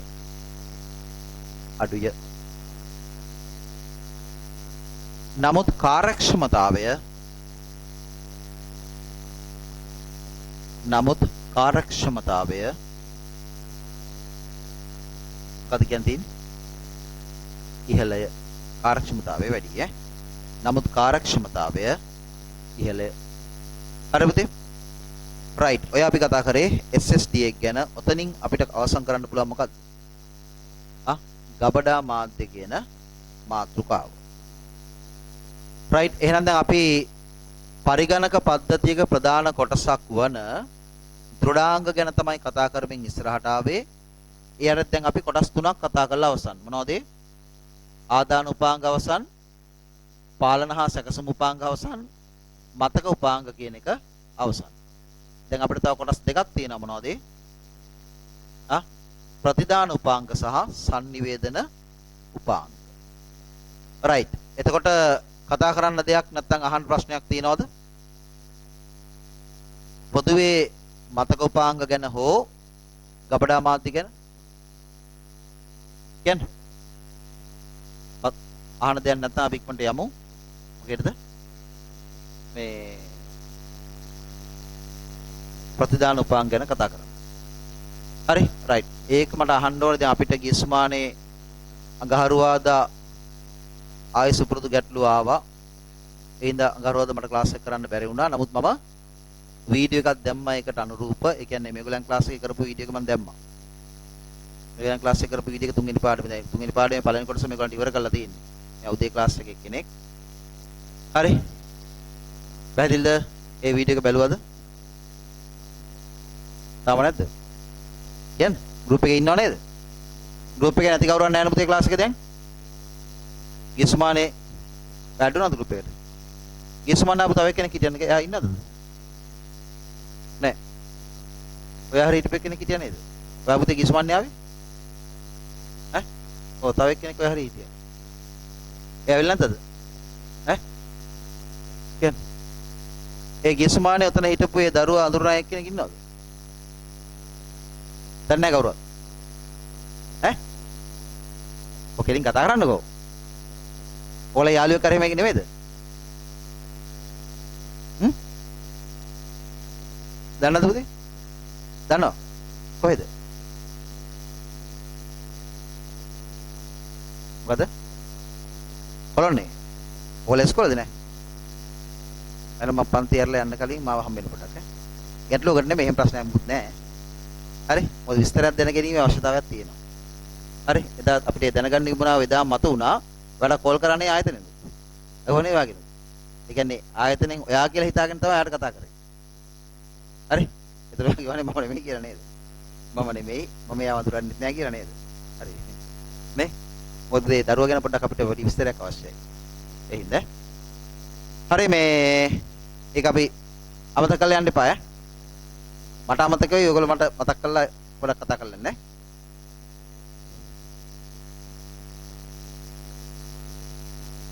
තුන්වෙනි පාඩමේ ගත්තා හේපුතේ දැන්. දැන් ඔෆිස් එකේ තියෙනවා. යන ගමන් ඉල්ලගෙන යන්න. තව කාටද හම්බුනේ නැත්තේ? තුන්වෙනි පාඩමේ ටියුට් එක ගියසුමානේ හම්බුනේ නැති අය හිටියානේ. ඔව් මං කිව්වේ ඒක වැරදීමක් කරලා තිබුණා මට ඒක උදේ කියන්නත් බැරි වුණා මේගොල්ලන්ට එකපාරක් දුන්න කට්ටියට ආපහු ඒ ටියුට් එක දීලා තිබුණා. හරි ගියසුමානේ වැටක් දුන්නද ඒක? තුන්වෙනි පාඩමේ ටියුට් එක? ඔය ඒක. ආපහු දුන්නද? ඔය ආපහු දුන්නද? ආ කියන්නේ අනිත් අයත් දුන්නද දන්නේ නැහැ. කොහොමද මං ආපහු ටියුට් එකක් ගෙනත් දුන්නා. හැබැයි ඒ ටියුට් එකත් ඉවර වෙලා තිබුණා. ඔය දැන් මොගලන් පන්තිට මම දැන් ස්ටාෆ් රූම් එකෙන් එනකොට මට ආපහු කිව්වා ඔෆිස් එකෙන් ටියුට් ඉවරයි කියලා. ඒ කියන්නේ ඔයගලන් කට්ටිය ඔක්කොම ටියුට් එක දීලා නැහැ. නැත්නම් එහෙම වෙන්න බෑ. නේ? ඊට පස්සේ මම ආපහු වාහනේ තිබ්බ ටියුට් එක යවුවා පුතේ. ගත්තා ඒක. යන ගමන් මතකද ටියුට් එක අරන් යන්න. එතකොට තුන්වෙනි පාඩමට දාලා අඟහරුවාදා ක්ලාස් එක තියෙනවා. එදත් අර කාලුගුණේ ප්‍රශ්නයක් ඉඳලා දැන් මේ දවස්වල බොහොම ගැටලුවක් තියෙනවා. දැන් ඊයේත් 3:00මාර 4 වගේ ඉඳන් දිගටම වහිනවා. මම උදේ මේ එනකොටත් වහිනවා. හරි? දැන් මෙහෙටත් මෙහෙම පායලා තිබ්බට හවසට වහිනවනේ. හරි? ඒ ප්‍රශ්නේ තියෙනවා. නෑ ඒ වුණත් පුතේ ප්‍රශ්නයක් නෑ. ක්ලාස් එක තියන්න බැරි වුණා කියලා ප්‍රශ්නකුත් නෑ. ඒ පළවෙනි තුන්වෙනි පාඩමේ පළවෙනි ටියුට් එක අවසාන දක්වා කරපු මේගොල්ලන් ක්ලාස් එක කරපු වීඩියෝස් ටික මාළඟ තියෙනවා. ඒකත් තමයි දැන් මම එදා දැම්මේ. ඒක බැලුවේ නැත්තම් බලලා නෝට් එක සම්පූර්ණ කරගන්න. හරි? රයිට්. අපි ඉස්සරහට යමු. එන්න පුතේ හතරවෙනි උපාංග වර්ගය ප්‍රතිදාන උපාංග ලියන්න ඉස්සරහින් output devices output devices ප්‍රතිදාන උපාංග output devices right මොකද කියන්නේ ප්‍රතිදාන උපාංග යනු පරිගණක පද්ධතියකින් සකස් කරන ලද තොරතුරු සහ සංඥා පිටතට ලබා දීමට භාවිතා කරන උපාංගයන්ය. ඒ කියන්නේ සෑම ප්‍රතිදාන උපාංගයකින්ම කරන්නේ මොකද්ද? පරිගණකයේ අභ්‍යන්තරයේ තියෙන දේවල් බාහිරට අරන් දෙන එක. නේ? නැත්නම් බාහිරට ලබා දෙන එක. ඒ ලබා දීම පෙන්වීමක් වෙන්න පුළුවන්, මුද්‍රණය වීමක් වෙන්න පුළුවන්, නැත්නම් සවුන්ඩ් එකක් විදිහට ඇහෙන දෙයක් වෙන්න පුළුවන්. right උදාහරණ ලෙස සංදර්ශකය, මුද්‍රණ යන්ත්‍රය, ශබ්ද විකාශන උපකරණ ආදිය දැක්විය හැකිය. ඔය තියෙන්නේ මූලික ප්‍රතිදාන උපාංග. ඊයටද පළවෙනි ප්‍රතිදාන උපාංගය කතා කරනවා සංදර්ශකය. මොකද්ද පුතේ සංදර්ශකය කියන්නේ? ඈ? ඔව් සංදර්ශනය වෙන එක්කෙනා සංදර්ශකය. නේ? ඒ කියන්නේ පෙන්වන එක්කෙනා කවුද? මොනිටර් එක ඉස්සරහින් ලියාගන්න ස්ක්‍රීන් මේ ඉංග්‍රීසියෙන් මොනිටර් එහෙම නැත්නම් ඔකට කියනවා ස්ක්‍රීන් කියලා. මොනිටර් එක නැත්නම් ස්ක්‍රීන් එක. ඔය තියෙන්නේ පරිගණකයක මූලිකම ප්‍රතිදාන උපාංගය. රූල් කිහිපයක් තියෙනවට අග්ගල් ලියාගමු.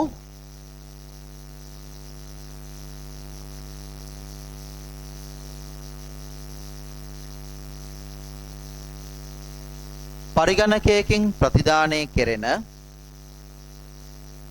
පරිගණකයකින් ප්‍රතිදානය කෙරෙන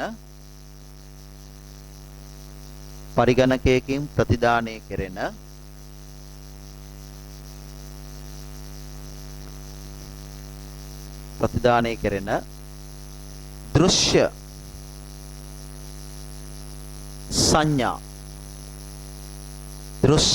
සංඥා වරහන් ඇතුලේ ලියා ගන්න වීඩියෝ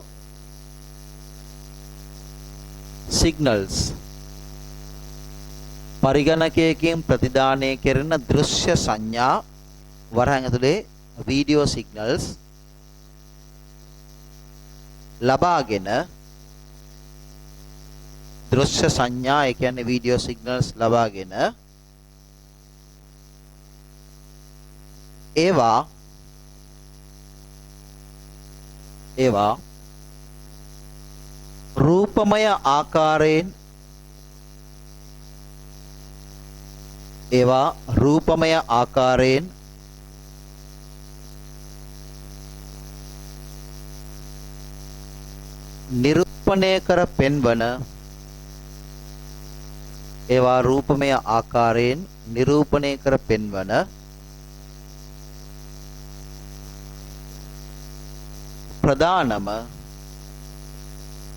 ඒවා රූපමය ආකාරයෙන් නිරූපණය කර පෙන්වන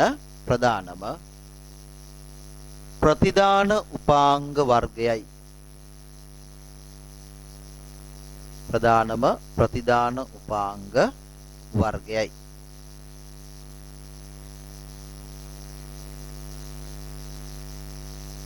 right එතකොට අපි දන්නවා මොනිටර් එක කියලා කියන්නේ වර්තමාන වෙනකොට ප්‍රධානම output device එක. හැබැයි ඔය මොනිටර් එක කියන උපකරණය පුතේ පරිගණකවල මුල් කාලේ තිබුණාද? නෑ. පරිගණකයේ නිර්මාණය වෙලා දශක 2ක් 3ක් විතර කාලයක් ගියාට පස්සේ තමයි මොනිටර් කියන මේ ප්‍රතිදාන උපාංග වර්ගය නිර්මාණය වෙන්නේ. හරි. එතකොට මුල් කාලේ පරිගණකවල ක්‍රියාකාරීත්වය දකින්න විදිහක් තිබුණේ නෑ. නේ වැඩ කරන විදිය outputs දකින්න බෑ. හරි දකින්න පුළුවන්කමක් ලැබුණේ මොනිටර් නිර්මාණය කරාට පස්සේ ලියන්නේ නම් දැන් ඊගා කාරණේ තරලකනක් දාලා අලුත් වේලික ලියන්න පරිගණකය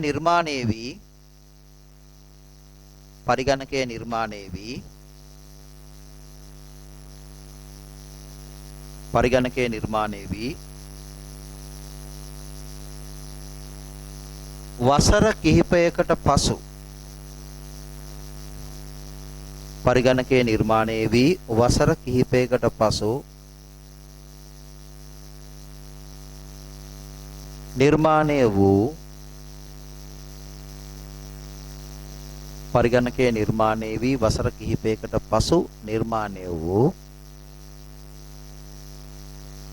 මෙම සංදර්ශක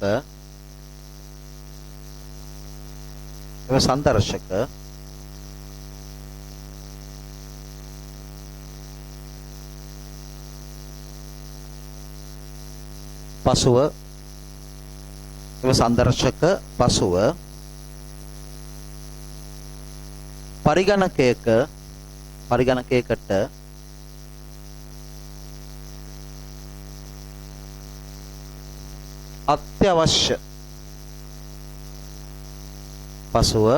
පරිගණකයකට අත්‍යවශ්‍ය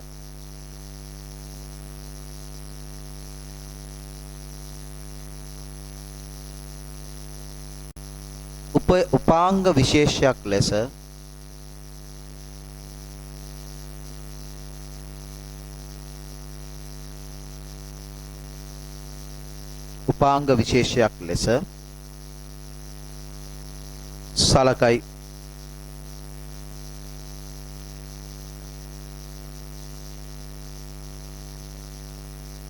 හරි ඒ කියන්නේ ලෝකේ මුල් පරිගණකවල පුටේ සංදර්ශක තිබුණ නැති වුණාට සංදර්ශකය කියන උපකරණ වර්ගයේ නිර්මාණය වුණාට පස්සේ පරිගණකයක නේ අභ්‍යන්තර තත්වයන් තේරුම් ගන්න මේක අත්‍යවශ්‍ය උපකරණයක් බවට පත් වෙලා තියෙනවා. දැන් අපිට සංදර්ශකයක් මොනිටරයක් නැතුව පරිගණකයක් භාවිතා කරනවා කියලා කියන එක වර්තමාන සමාජයේ ප්‍රායෝගික දෙයක් නෙමෙයි. නේ? දැන් උදාහරණයක් ගන්නකෝ ලෑන්ඩ් ෆෝන් එකක් ගන්න ස්ථාවර දුරකථනයක් ගත්තොත් ඒකේ ස්ක්‍රීන් එකක් නැහැනේ. ඒක අපිට කෝල් එකක් ගන්න සහ එන ඇමතුමකට සම්බන්ධ වෙන්න පාවිච්චි කරන්න පුළුවන්. ඒ කියන්නේ තාමත් සමාජෙට ලෑන්ඩ් ෆෝන් එක නැත්තම් ස්ථාවර දුරකථනයේ වළංගුද නැද්ද? වළංගුයි. තාම ඒක අහෝස් වෙන මට්ටමක් නැහැනේ. නේ? මොකද දුරකථන ක්‍රියාවලිය සඳහා ඒක ප්‍රමාණවත්. හරි? නේ? හැබැයි එතනින් එහා ගිය කාර්යයන් කරන්න අවශ්‍ය නම් ඒක මදි. ඒක ප්‍රමාණවත් නැහැ. නේ? ඒ අනුව තමයි ස්මාර්ට්ෆෝන් එක ලෝකෙ ගොඩාක් වේගෙන් ජනප්‍රිය වෙන්නේ. පැහැදිලිද? නේ? එකක් තමයි පරිගණකයකට වඩා අඩු මුදලකින් ගන්නත් පුළුවන්. අනිත් එක පරිගණකයෙන් කරන බොහෝ කාර්යයන් කරන්නත් පුළුවන්. නේ? භාවිතය නඩත්තුවත් පහසුයි. එහා මෙහා ගෙනියන්නත් පුළුවන්. එහෙම ගත්තාම ඒකේ මිනිසුන්ට ඒකේ අවශ්‍යතාවය දැනෙන්න වාස්තවික තත්ත්වයන් ගොඩක් තියෙනවා. නැත්නම් කීපයක් තියෙනවා. ඒක අනිත් එක ස්ක්‍රීන් එක තියෙනවනේ. ඒ ස්ක්‍රීන් එක හරහා හොඳ අවුට්පුට් එකක් ගන්න පුළුවන්. නේ? ඉතින් එහෙනම් අපි තේරුම් ගන්න ඕනේ වර්තමානයේදී අපිට මේ අවුට්පුට්ස් තිර හරහා ස්ක්‍රීන්ස් හරහා ලබා දීම කියලා කියන්නේ ඉතා වැදගත් කාරණයක්. දැන් තරාදියක් වුණත් බලන්නකෝ. තරාදියක වුණත් ස්ක්‍රීන් එක වැදගත් නේ. අපි කොච්චර බර නේ? කොච්චර බරක් තියනවද? මොකද්ද මුදල? මොකද්ද මේකේ බිල? ටක් ගාලා හදලා අපිට පෙන්නනවනේ. ඒක වැදගත්. මේ කැමරාවක ස්ක්‍රීන් එකක් තියෙන එක වැදගත් නැද්ද? වැදගත්. එතකොට මේ ફોකස් කරපු එක හරිද? නේ? ඒක කොහොමද වෙනස් වෙන්න ඕනි? දැන් මොනවද මේකේ රෙකෝඩ් වෙන්නේ? මේ ඔක්කොම ටික බලන්න පුළුවන්. කොහොමද රෙකෝඩ් වෙන්නේ? මොකක්ද ඒකේ ක්වොලිටි එක? නේ? ඒතර ඒ ශිල්පියෙකුට හරි වැදගත් මොකද්ද? ස්ක්‍රීන් එක. ඒ කියන්නේ මේ ස්ක්‍රීන් කියලා කියන එක පරිගණකයට විතරක් සීමා වෙලා නැහැ මේ වෙනකොට. මේ බොහෝ උපකරණත් එක්ක මේක ඉස්සරහට ගිහිල්ලා තියෙනවා. රයිට්. ඔතනදී කතා කරන්න ඕනේ පොඩි කාරණයක් තියෙනවා. ඒ කාරණේ ඕගොල්ලන්ගේ පැත්තෙන්ම ප්‍රශ්නයක් විදිහට ආව නම් තමයි වඩා හොඳ. නමුත් කමන්නේ නැහැ. මම මෙහෙම කතා කරන්නම්කෝ. දැන් මේකනේ පුතේ සංදර්ශකයේ මොනිටර් කියලා කියන්නේ. හරි? දැන් මේ මොනිටරේ කාර්යය මොකද්ද? මේ සංදර්ශකයේ නැත්තම් මොනිටර් එකේ කාර්යය මොකද්ද? මොකද්ද එයා විසින් කරන්නේ? පළවෙනි වාක්‍යෙම කිව්වේ ඒකනේ. මොකද එයා කියන්නේ? පරිගණකයකින් ප්‍රතිදානය කරන කියන්නේ දෘශ්‍ය සංඥා. ඒ කියන්නේ වීඩියෝ සිග්නල්ස් ලබාගෙන ඒ සංඥාව තුළ තියෙන කියන්නේ රූපමය තත්ත්වයන් හදලා අපිට පෙන්වන එක. නේද? රයිට්. එතකොට දැන් අපි දන්නව නේද පරිගණකයේ ඇතුළේ සියලු සකස් වීම සිද්ධ වෙන්නේ එක බිංදු පාවිච්චි කළා කියලා. එහෙම නේද? පරිගණකයේ ඇතුළේ සියලු සකස් වීම සිද්ධ වෙන්නේ එක බිංදු විදිහට නැත්නම් එක බිංදු ආකාරයෙන්. ඒතර පරිගණකයක් ඇතුලේ ආදාන සංඥා ගත්තත්, ප්‍රතිදාන සංඥා ගත්තත්, එහෙම නැත්නම් ශබ්ද සංඥා ගත්තත්, වීඩියෝ සංඥා ගත්තත්, නැත්නම් දෘශ්‍ය සංඥා ගත්තත් මේ හැම එකම තියෙන්නේ මොනවෙන්ද? එක බිංදු වලින්.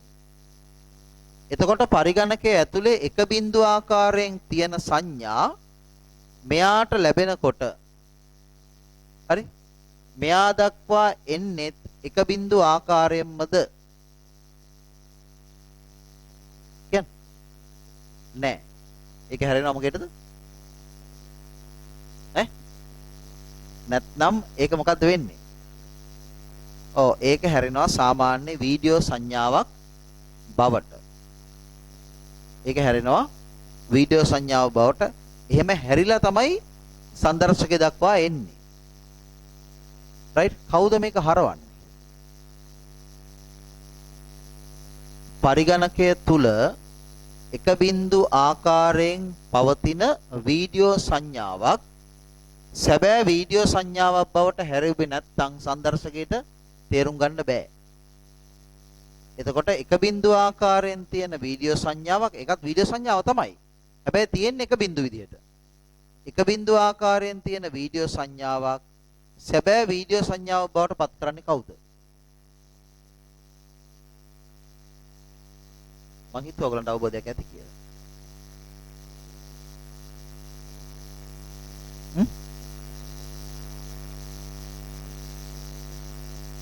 කවුද?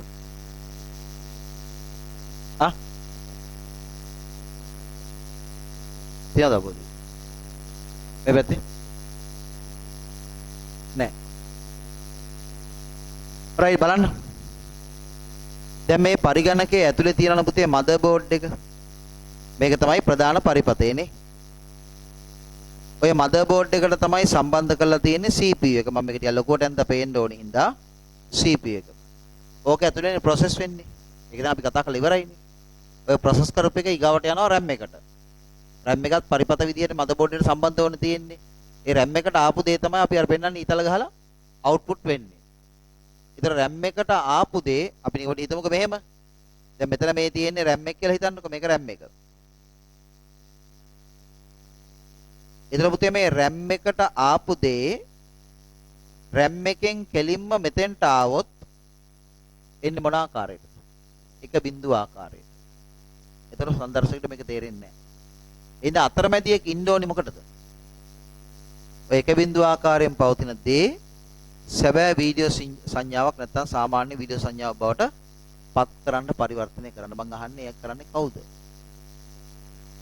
ඈ? එයාට තමයි කියන්නේ මොකක් කියලාද? වීඩියෝ කාඩ් එක අහලා නැද්ද? එතකොට දන්නවද? නේ, එහෙම හරි දැනගන්න එක වරදක් නෑ. VGA කාඩ් එක වීඩියෝ කාඩ් එක කියලා එකක් අහලා නැද්ද? අහලා තියෙනවා. ඉතින් එයාගේ කාර්යය මොකද්ද? ඔය මං කිව්ව එක තමයි. හරි. එතකොට වීඩියෝ කාඩ් එක නැත්නම් VGA කාඩ් එක කියන එක පුතේ මොකද්ද කරලා තියෙන්නේ? මදර්බෝඩ් එකට පුඩා පරිපතයක් විදිහට සම්බන්ධ කරලා තියෙන්නේ. ඒතර පරිගණකයට පිටපැත්තේ නැත්නම් බෑක් සයිඩ් එකෙන් හරි මේ VGA කාඩ් එක සම්බන්ධයි මොනිටර් එක. RAM එක සම්බන්ධයි මෙයත් එක්ක. ඒතර RAM එකේ සංඥා මෙතෙන්ට එනවා, මෙතනින් මේකට යනවා. මේකෙන් පරිවර්තනය කළා මෙහාට යවනවා. ඒතර මෙයා ආර්යභාරයක් ඉෂ්ට කරනවා පරිගණකය ඇතුලේ. මොනවද? වීඩියෝ සංඥා බවට පත් කරලා සංදර්ශකයේ වෙත ලබා දී. දැන් අපි හොඳ ගේම් එකක් 3D ගේම් එකක් එහෙම කරනවා කියලා හිතන්නකෝ. 3D ගේම් එකක් කරනවා නැත්නම් ගොඩක් හොඳ ඒ වගේ නිර්මාණය කරන්න පුළුවන් software එකක් පාවිච්චි කරනවා. ඒක පාවිච්චි කරන්න මොකද වෙන්න ඕනේ? හොඳ VGA කාඩ් එකක් තියෙනවා නැත්නම් වැඩි කරන්න බෑ. හරි? ඒ කියන්නේ වීඩියෝ එක හදන්න එපා පුතේ. වීඩියෝ එක හැදෙන්නේ මේක ඇතුලේ. ඒ හැදෙනවා කියලා කියන්නේ ප්‍රොසෙස් කරනව නෙවෙයි ඈ. වීඩියෝ එකට අදාළ කරන සංඥාව මෙතන හැදෙනවා එක බිඳුව ආකාරයේ. ඒ හැදිච්ච එක තමයි RAM එක හරහා මෙතෙන්ට එන්නේ. මෙතෙන්ට ආපුවාම ඒක මොනිටරයට පෙන්වන්න පුළුවන් විදිහේ වීඩියෝ එකක් බවට පත් වෙන්න ඕනේ. ඒ පත් කරන්න පාවිච්චි කරන සර්කිට් එකක්. ඒකට තමයි කියන්නේ VGA කාඩ් එක. වීඩියෝ කාඩ් නැත්නම් VGA කාඩ් කියන්නේ මෙයාට.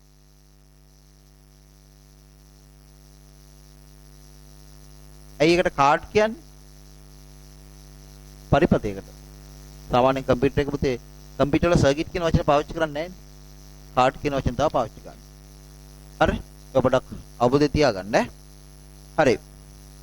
තව ඉඩ දිනව නේද එතන? ඈ? අතන ඉඩ ඉවරද? right. හරි. right එහෙනම් එන්න නෝට් එකේ 22 වෙනි පිටුවට. දැන් අපි කරන්න ඕනේ සංදර්ශක වර්ග කරලා ඒ ලක්ෂණ සහිතව සංදර්ශක හදාරන්න ඕනේ. ඒක ඉතින් අමාරු දෙයක් නෙමෙයි. ලියන්න 22 වෙනි පිටුවේ පළවෙනි මුලින්ම තනි පේලිගේ හිස්තැනක් තියෙනවා. ඒක ලියන්න.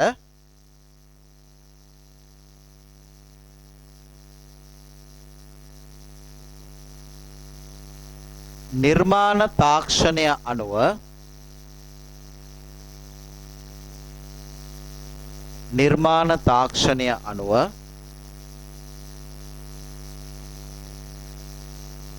සංදර්ශක වර්ග තුනකි. නිර්මාණ තාක්ෂණය අනුව සංදර්ශක වර්ග තුනකි. හරි? මොනවද? කියන්නේ නිර්මාණ තාක්ෂණය.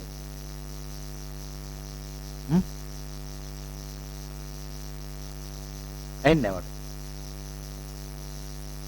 මේ සංදර්ශක නිර්මාණය කරන තාක්ෂණයන් අනුව අපිට සංදර්ශක වර්ග තුනක් දකින්න පුළුවන්. ඒව තමයි ওই දකුණු පැත්තේ මම පෙන්නලා තියෙන්නේ. පළවෙනි එක තමයි කැතෝඩ කිරණ සංදර්ශකය. ඒක මේකේ දීලා තිනවම කැතෝඩ කිරණ සංදර්ශකය කියන එකට අපි කියන පුතේ ඉංග්‍රීසියෙන් ඉස්සරහින් ලියා ගන්න. cathode ray tube.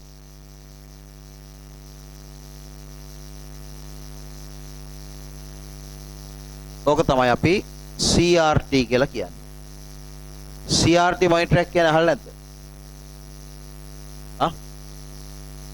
ඒක තමයි රූපේ උඩම තියෙන්නේ. ওই જાතියේ ටීවීස් තියෙනවා. තාම සමහර ගවල් පාවිච්චි කරනවා. දැන් අලුතෙන් නිර්මාණය වෙන්නේ නැහැ. ඔක නිර්මාණයම නවත්තලා පුතේ දැන් අවුරුදු 10කට වඩා වැඩි. ඕකේ මේ ඉස්සරහ තිරේ කියන්නේ මොකද්ද? බල්බ් එකක්. හරි. ඉස්සරහ දැන් බලමු මෙහෙම ගලෝප එකක්. CRT එකේ පුතේ මෙහෙම බල්බ් එකක් ඔය තියෙන්නේ. ඔය බල්බ් එක තමයි එහෙම සර්කිට් එක සෙට් කළා ඔය විදිහට තියෙන්නේ. ඕකට තමයි මොකක් කරන්නේද? මෙහෙම කේසින් එකක් හයි කරලා අපිට ස්ටෑන්ඩ් එකක් ගහලා මොනිටර් විදිහට දීලා තියෙනවා. හරි. එතන මේකේ තියෙනවා ඉලෙක්ට්‍රෝන විදින නල නැත්නම් ගන්ස් තුනක්. ඒ ගන්ස් වලින් තමයි මේ තිරයට ඉලෙක්ට්‍රෝන විදලා අපිට දෘශ්‍ය තත්ත්වේ නැත්නම් පේන තත්ත්වේ හදලා දෙන්නේ. මේ ටෙක්නොලොජි එක දැන් ලෝකෙන් අවුට්. මොකද හේතුව? කාරණා කීපයක් තියෙනවා. එකක් තමයි මේකේ විදුලි බල භාවිතය නැත්නම් විදුලි බලය වැයවීම වැඩි. ඒක අහිත කරයි. නැත්නම් අපිට සම්පත් පැත්තෙන් ෂේ වීමක් පාඩුවක්. අනිත් පැත්තෙන් පුතේ මේකේ ආලෝක කිරණ එළියට එනවා. අපේ ඇස් වලට මේක අහිත කරයි. පැහැදිලි? ඒක කතන්දරය. හරි. ඔය තියෙන්නේ කැතෝඩ කිරණ සංදර්ශකයේ කැතෝඩ් රේ ටියුබ් නැත්නම් CRT ඔය තියෙන පළවෙනි වර්ගය. ඔයගලන්ට දකුණු පැත්තේ තියෙන රූපවල පළවෙනි රූපෙම මම යටින් කොටුවක් දාලා තියෙනවා. ඒක ලියා ගන්න CRT කියලා. දකුණු පැත්තේ තියෙන රූප වලින් උඩම තියෙන පළවෙනි රූපය CRT. ඔය තියෙන්නේ නිර්මාණ තාක්ෂණය මත සංදර්ශක වර්ග වලින් පළවෙනි එක. දෙවෙනි එක ද්‍රව ස්පටික සංදර්ශකය ලියා ගන්න ඉංග්‍රීසියෙන්.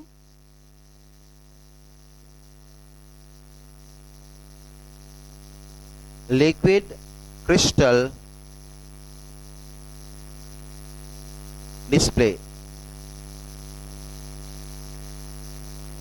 ද්‍රව ස්පටික සංදර්ශකය liquid crystal display ඔකට තමයි කියන්නේ LCD කියලා. ද්‍රව ස්පටික සංදර්ශකය ඒ කියන්නේ liquid crystal display එක. ඒ කියන්නේ LCD එක. ඒක CRT එකට වඩා දියුණුයි ඈ. ඊගාට තුන්වෙනි එක ආලෝක විමර්ශක ඩයෝඩ light emitted diode ඔකට කියනවා. ඒක ලියලා ඉස්සරහින් ලියා ගන්න ඉංග්‍රීසියෙන් LED. ඔය තියෙන සංදර්ශක වර්ග තුන. CRT, LCD සහ LED.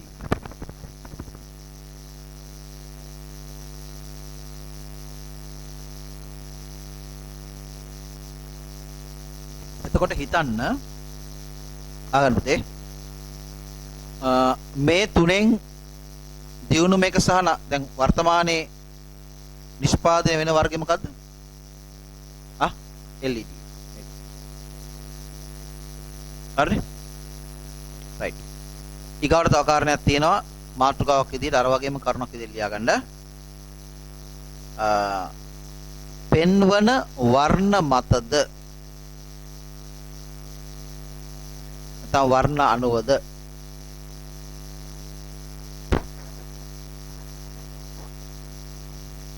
පෙන්වන වර්ණ අණුවද සංදර්ශක වර්ග තුනකි.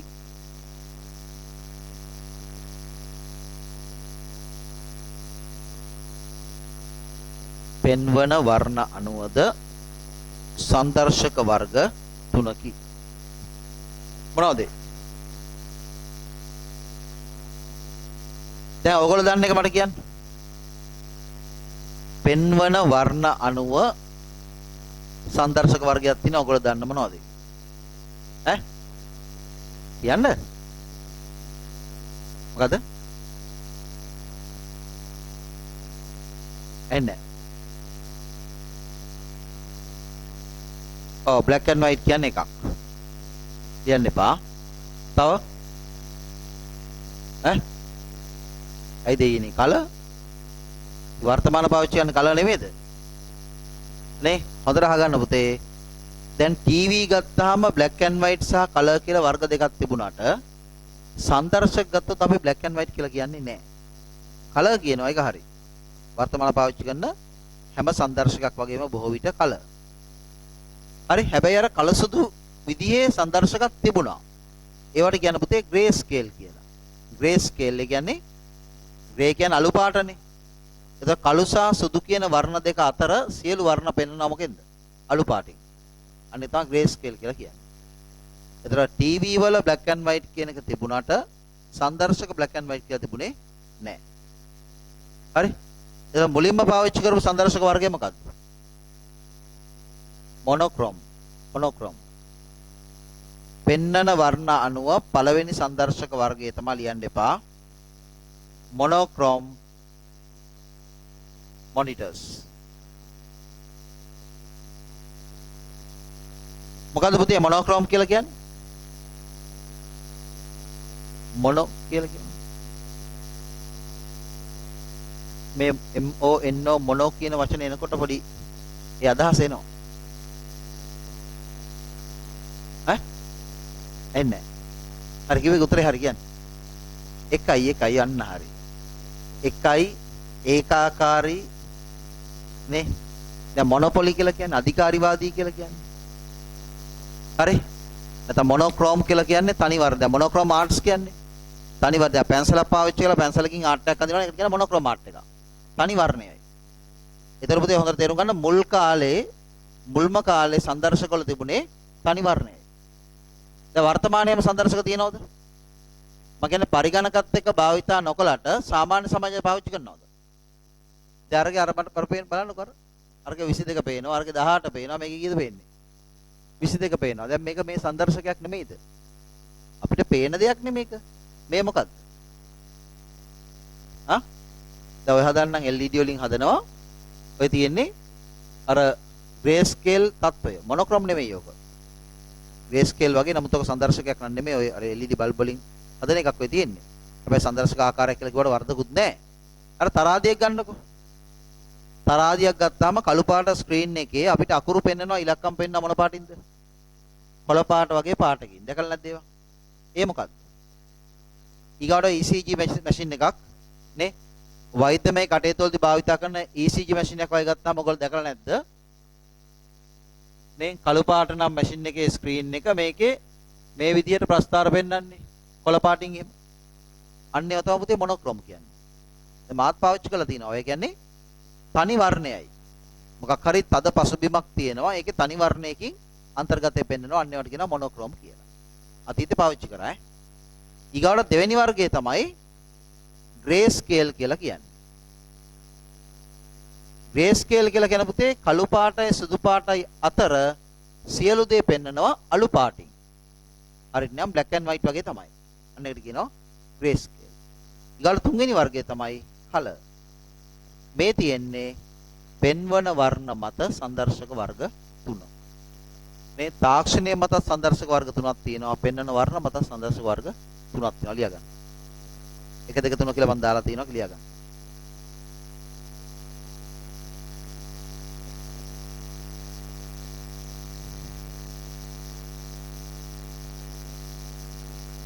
හරි?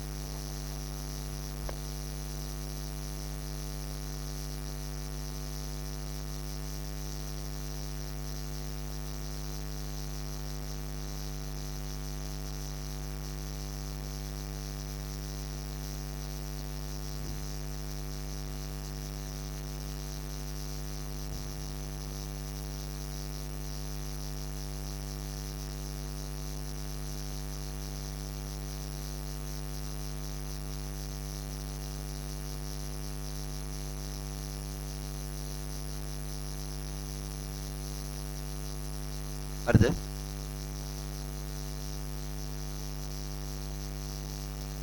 right. ඊට පස්සේ මොකද්ද කියන්නේ? සංදර්ශකවල වාසි හා අවාසි හඳුනාගෙන භාවිතා කිරීම වඩා සුදුසු වේ. ඒක වැදගත්. දැන් උදාහරණයක් ගන්නකෝ.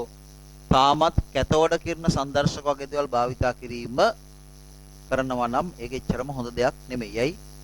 එක පැත්තකින් විදුලි බලයේ වැයවීම ටිකක් වැඩි සාපේක්ෂව අනිත් එක මේ මොනිටර්ස් වලින් එළියට එනවා ආලෝක කිරණ. ඒ එන ආලෝක කිරණ යම් ප්‍රමාණයක් ඇහැට අහිත කරයි. හරිද?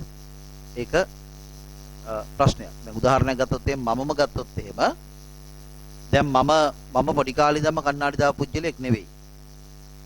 රයිට්? මම කණ්ණාඩි දාන්න පටන් අරගෙන දැන් අවුරුදු 10ක් 12ක් වගේ ඇති. හරිද? ඒතර මම පවුලේ පස්වෙනියා. මට වඩා වැඩිමල් 4 දෙනෙක් ඉන්නවා. මට කණ්ණාඩි දාන්න නැතුව පොත්පත් කියවන්න බෑ. හැබැයි අර 4 දෙනාට පුළුවන්. පැහැදිලිද? තේරෙනවද? හරි? දැන් අපේ අම්මා තාත්තා අම්මා නම් දැන් ජීවිත අතර නෑ. අවුරුදු 79 නැති වෙනකොට දැන් තාත්තට 82යි 83ක් වෙනවා. තාම ජීවිතන් අතර ඉන්නවා.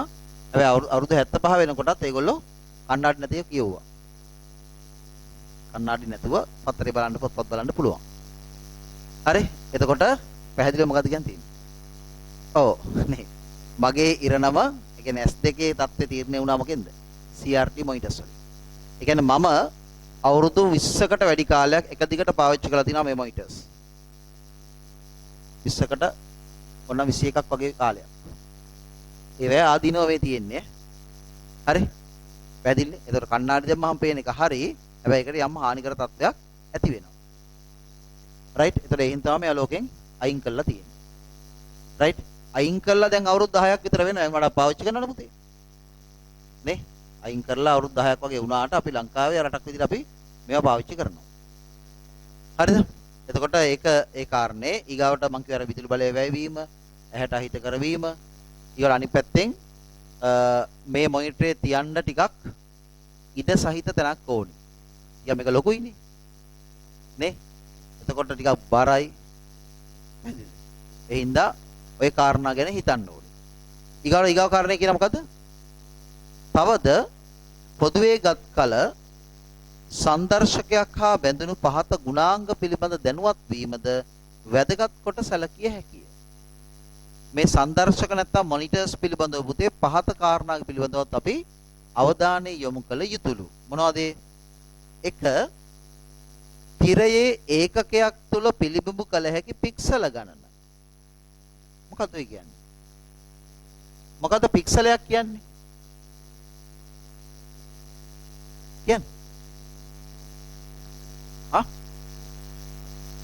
පික්සලයක් කියන්නේ පික්සලයක් කියන්නේ මොකද්ද කියන සම්බන්ධ අවබෝධයක් නැත්නම් හෝ මතකයක් නැත්නම් ඒ කාරණේ ඉස්සරහම තියෙන මොනිටරයක් නේ තුන්වෙනි මොනිටරේ විදිහට උඩින් නම් බලපන් තුන්වෙනි එක ඒකේ මම මේ පෙන්නලා තියෙන වෙනම රවුමක් දාලා මේ පෙන්නන්නේ මොකද්ද මේ මොනිටර් එකේ පෙන්නන රූපයෙන් කොටසක් මොකද්ද මේ කරලා තියෙන්නේ විශාල කරලා තියෙන zoom එක වැඩි කරලා zoom වැඩි කරලා ඒතර විශාල කරපුවාම අපිට පේනවා ඒ පින්තූරයේ සකස් වෙලා තියෙන මොනවෙන් කියලාද කුඩා කොටු වලින් කියලා. අන්නේ කුඩා කොටුවකට තමයි පුතේ මොකක් කියන්නේ? පික්සලයක් කියලා කියන්නේ. එහෙනම් හොඳට තේරුම් ගන්න අපිට විද්‍යුත් මාධ්‍යයෙන් කිසියම් දෙයක් පෙන්වන ඕනෑම උපකරණයක. ඒ කියන්නේ කම්පියුටර් ස්ක්‍රීන් එකක් වෙන්න පුළුවන්, නැත්නම් ටීවී එකක් වෙන්න පුළුවන්, කැමරාවක් වෙන්න පුළුවන්. මේ ඕනෑම එකක පින්තූරයේ රූපය හදන්නේ මොනවෙන්ද? කුඩා හතරස් කොටු වලින්. ඒ කොටුවකට තමයි අපි කියන්නේ පික්සලයක් කියලා. හරිද? එතකොට ඔය කොටු ගාන වැඩි වෙන තරමටද හොඳ අඩු වෙන තරමටද? කොටු ගාන වැඩි වෙන්න මොකද වෙන්නේ? ඔව් කොටු ගතිය නොපෙනී යනවා. ඒතර පින්තූර ගොඩාක් පැහැදිලි ෂාප්. හරි? ඔකට ඉංග්‍රීසියෙන් කියන වචනයක් මොකක් කියලාද? ඔය කොටු ප්‍රමාණයට කියන ඉංග්‍රීසියෙන් මොකක් කියලාද? ඔයගොල්ලෝ මේවා දන්නවා. දැන් කැමරාවක් වගේ දෙයක් එහෙම මෙලදී ගන්නකොට ඔය ගැන අවධානය යොමු කරන්නේ නැද්ද? නැත්නම් අපි ෆෝන් එකක් ගන්නකොට ෆෝන් එකේ තියෙන කැමරාවේදී ඔව් මොකක්ද අවධානය යොමු කරන්නේ? ඔළුව වලපින්ද මං ඇහුවේ. ඔව් අන්න අර මෙගාපික්සල් කියලා කියන්නේ. නේ එතන තියෙන පික්සල් කියන වචනේ. මෙගා කියන්නේ. මෙගා කියන්නේ මොකද්ද? පික්සල් කියන එක දන්නවනේ ඔයගොල්ලෝ. පික්සල් එකක් කියන්නේ මොකද්ද එහෙනම්? කුඩා හතරස් කොටුවක්. නේ කොටුවක හැඩයට තමයි පික්සල් එකක් කියලා කියන්නේ. මෙගා කියන්නේ ගොඩක් කියන එකද? ඔව්. කියන්නේ ගොඩක් කියන එකද නැත්නම් නිශ්චිත ප්‍රමාණයක්ද? පොදුවේ ගත්තොත් එහෙම මෙගා කියලා කියන්නේ නිශ්චිත ප්‍රමාණයක්ද නැත්නම් විශාල ප්‍රමාණයක් කියන අදහසද? දැන් මෙගා නාට්‍ය කියන්නේ නේද? ඉවරයක් නැහැ නිකන් ඉවරයක් නැහැ. කවදා ඉවරෙයිද දන්නේ නැහැ. නේ? එක්ක නළු නිලියෝ මැරෙනවා, තව කට්ටිය එනවා, නළු නිලිය අතහැරලා යනවා, තව කට්ටිය එනවනේ. එහෙම නාට්‍ය තියෙන්නේ. නේ? මයිද ලංකාවේ හැම පැරණිම නාට්‍යයක් තමයි මොකද්ද? ටෙලිඩ්‍රාමා එකක් තමයි මොකද්ද? කෝපි කඩේ යන්න හරි. කෝපි කඩේ කියලා කියන්නේ අපි ඕගලන්ගේ වයසේ ඉන්නකොටත් තිබුණා. අපි ඕගලන්ගේ වයසේ ඉන්නකොටත් තිබුණා ඊට කලින් පටන් ගත්තේ. හරි? කියන්නේ අපි එල්ල කරන කාලේ කෝපි කඩේ බැලුවා. පැහැදිලිද? හරි? නේ? එතන හිතලා බලන්නකෝ. හරි, ඒ කියන්නේ කෝපි කඩේ කියන එක හැදෙන්නේ ඔයගොල්ලෝ උපදින්නත් කලින්. පැහැදිලිද? දැන් මේ ළඟදී මම දැක්කා Facebook වල දාලා තිබුණ සටහනක්. ඔක දැන් අවුරුදු ගානක ඉඳන් සැරින් සැරේ පළවෙනි එකක්. කෝපි කඩේ ඒ කාලේ හිටපු සමහර ශිල්පීන් පුතේ දැන් හිඟා නොකා හිඟා කනවා. ඒ කියන්නේ සෑහෙන අසරණයි. එහෙම තමයි ඉතින්. ලංකාවේ ශේෂ්ත්‍ර වල හැටිනේ පුතේ. කලා කියන ශේෂ්ත්‍රයට ආවට පස්සේ යම් අය සල්ලි හම්බ කරනකොට යම් අයට සල්ලි හම්බ කරන්න බෑ. ඒගොල්ලෝ ඉතින් ඉන්නවා. බොහෝ අය. හරි? මට එයාගේ නම මතක නෑ. දැන් ඒ කිව්වේ කෙනා නම් අර මොකද්ද? ඒ පියකරුද කවුද කියන්නේ ඒ දවස්වල හිටිය කෙනෙක් කුරුංගුරුම් කියලා කෙනෙක් ඒ නාට්‍ය. අන්න එයා ගැන ඔය මං කිව්වේ. හරි? ඒතකොට ඒ චරිතය දැන් නෑ. යා වයසයිනේ ගොඩක්. නේ? දැන් යා රෝද පුටුවක ඉන්නේ. උපස්ථාන කරන්න කෙනෙකුත් නෑ හරියට. හැබැයි මොනවාද මේ බෙහෙත් අරෝමය ගන්නත් විදියක් නෑ කියලා තිබුණා. හැබැයි ඔව් පහුගිය කාලේ ඒගොල්ලෝ කැන්වසින් ගියා ජනාධිපතිවරු බිහි කරන්න. පැහැදිලිද? ඒ ජනාධිපතිවරුත් අවසානයේ මේ මිනිස්සු ගැන බලලා නැහැ. ඒකනේ ඒකේ තේරුම. නේ කෝපි කඩේ ශිල්පීන් සෙට් එකම ගියා. හරි එක්කෙනෙක් දෙන්නෙක් හැර සෙට් එකම ගියා. මෙයාව ජනාධිපති ගන්න, මෙයා තමයි රට බේරගන්නේ, මේ කී ගියා. හරි. හැබැයි මේ පාලන බලයට ආපු ජනාධිපතිවරු හොඳට හැදිලා ඉන්නවා. අරගොල්ලෝ ඉවරයි. ඒ ලංකාවේ හැටි තේරෙනවනේ. හැබැයි සමහර කලා ශිල්පීන් එහෙම නෙමෙයි ඉස්සරහට එනවා. හරි එහෙම එන්න පුළුවන්. 14ක් ඉන්නලු ලොකු පිරිසක් නෙමෙයි යම් ප්‍රමාණයක් තාමුත් එතන ඉන්නේ ඒ ලංකාවේ සාමාන්‍ය ස්වභාවය. හරි නමුත් ලෝකේ වෙන රටවල් ගත්තොත් එහෙම නැහැ. හරි මේකේ අර විෂමතාවය කියන එක හරි වැඩිනේ. හරි එතකොට මේ මෙගා කියන පුතේ නිශ්චිත ප්‍රමාණයක් කොච්චරද ඒ? ඔයාලට මට මතකයි මං කියලා දුන්නා වගේ ඕක. මෙන්න මෙහෙම දෙයක් තියෙනවා. කොහොම දෙයක්ද? කිලෝ අහලා තියෙනවද? ඈ? කිලෝ කියලා එකක් අහලා තියෙනවද? ඔව් කියන්න. ඔව්. Kilo mega giga tera. තව මෙහාට යනවා පෙටා. තව ඉස්සරහට යනවා. හරි මේ තියෙන පුතේ නිශ්චිත ප්‍රමාණයන්. කිලෝ කියන්නේ කීයටද? 1000ට 10 තුන්වෙනි බලයට. 10 තුන්වෙනි බලය කියන අදහස් තමයි කිලෝ කියන වචනෙන් කියන්නේ 1000. මෙගා කියන්නේ කොච්චරද? 10 6 වෙනි බලය. ඒ කියන්නේ 1.6යි ලක්ෂ 10 කියන්නේ මිලියනයයි. ඊගාවට මෙගා කියලා කියන්නේ 10 9 වෙනි බලය. sorry. ගිගා කියලා කියන්නේ 10 9 1.9යි කෝටි 100යි කියන්නේ බිලියනයයි. හරි? ටෙරා කියලා කියන පුතේ 10 12 වෙනි බලයට 1.12යි ට්‍රිලියනයයි. ට්‍රිලියන් එකයි. හරි එහෙනම් මෙගාපික්සල් එකක් කියන්නේ මොකක්ද? මෙගාපික්සල් එකක් කියලා කියන්නේ මොකක්ද? මෙගාපික්සල් එකක කැමරාවක් කියන්නේ මොකක්ද? ඒ කැමරාවෙන් රූපයක් නිර්මාණය වෙනකොට ඒ රූපය තුළ තැම්පත් වෙන කොච්චරද? ඔය වගේ තිත් ලක්ෂ 10ක්. හැබැයි අපි දන්නවා ඒක හයි නේ හොඳ ක්වොලිටි එකක් නෙමෙයි කියලා. මෙගාපික්සල් එකක කැමරාවක් අපි ගණන් ගන්න නැහැ නේ. හැබැයි එහෙම කිව්වට ඒක ඇතුලේ තිත් තියෙනවා ලක්ෂ 10ක්. හරි එතන මෙගාපික්සල් 10 කැමරාවක් ගත්තොත් මොකද වෙන්නේ? මෙගාපික්සල් එකක් කියලා කියන්නේ ලක්ෂ 10ක් නේ. මෙගාපික්සල් 10ක කැමරාවක් වහම පුතේ ලක්ෂ 10ව 1000ක් කියලා කියන්නේ කොටු තියෙනවා කෝටියක්. ලක්ෂ 10ව 1000ක්. මිසෙ 10ක්. නේ එතන මෙගාපික්සල් 20ක කැමරාවක් ඉච්චාම ඕක කෝටි දෙකක් වෙනවා. දැන් තේරෙනවද කියන්නේ? හරි එහෙම වෙන්න ක්වොලිටි එක වැඩි වෙනවා. ඒක හොඳට තේරුම් ගන්න. මෙගා කියලා කියන්නේ නිශ්චිත ප්‍රමාණයක්. ප්‍රමාණය තමයි ලක්ෂ 10යි. 10 6 වෙනි බලය. මේවා ලෝකේ සම්මතයක් නේ. හරි. තිරයේ ඒකකයක් තුල පිළිබිඹු කළ හැකි පික්සල ගණන ඉස්සරහින් ලියන්න. ඔකට සිංහලෙන් කියන වචනයක් විකර්ණතාව. ඒ ඉස්සරහින් ලියන්න. යටින් ඉස්සරහින් ලියන්න ඊට මදින් හින්දා ලියා ගන්න. එතන මේ යටින් ඉංග්‍රීසියෙන් කියන්නේ resolution.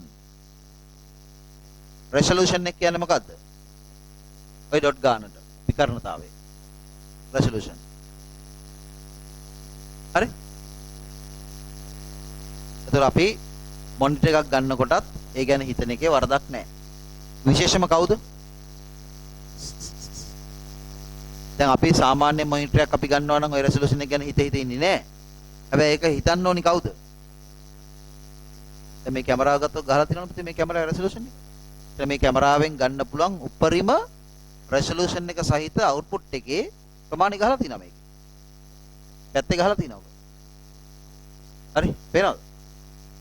ඈ? අර ගහලා තියෙන්නේ 1920 වැඩි කිරීම 1080. පේන්නද එහෙම එකක්? පේනවනේ? ඔව්. ගන්නව දැන් ගණන් හදලා 1920 වැඩි කිරීම 1080. හරි? ඒ කියන්නේ එන රූප රාමුවක තියෙන ඩොට්ස් ගන්න. හරි? එතකොට 1920 1080 වැඩි කරපුවාම කීයද බලන්න? මේ ගණන් හදා ගන්න ලේසියට පුතේ අපි මේ 80 මෙහාට දාගමුකෝ. 1920ට මේ 81 හරපුවාම 2000 වෙනවනේ. නේද? එතකොට මේක 1000 වෙනවනේ. එතකොට 2000 වැඩි කරන්න ඕනේ 1000න්. එතකොට මේකට බිංදු 3ක් එනවා. හරි? ඒ කියන්නේ කොච්චරද? ලක්ෂ 20ක්. පැහැදිලිද? ඒ කියන්නේ මේ බිංදුවේ ඩොට්ස් තියෙනවා ලක්ෂ 20ක්. ඒක තමයි කියන්නේ. හරි? පැහැදිලිනේ? හරි. ඊගාට තමයි පිළිබිඹු කළ හැකි වර්ණ ගණන. දෙවෙනි කාරණේ. ඒක ලියන්න color levels. ඊගාව ලක්ෂණයක් තමයි color levels.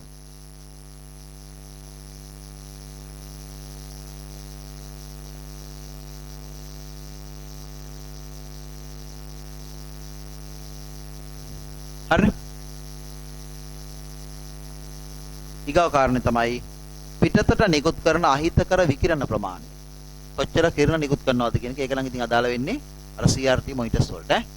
ඒකට අපි කියනවා පුතේ විකිරණශීලීතාවයට කියනවා රේඩියේෂන්ස් කියලා. ලියා ගන්න රේඩියේෂන්ස්. කිරණ නිකුත් වීම.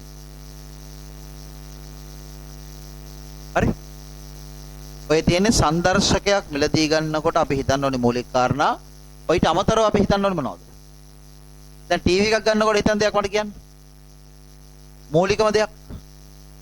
සල්ලි අංක 1නේ. නේ ඈ ප්‍රමාණය අන්නට භෞතික ප්‍රමාණය. කොච්චර ලොකුද කියන එක. ඒක සංදර්ශකයකත් වැදගත් කාරණයක්. හරි? රයිට්. ඊගොල්ල අවසාන කාරණේ ලියා ගන්න.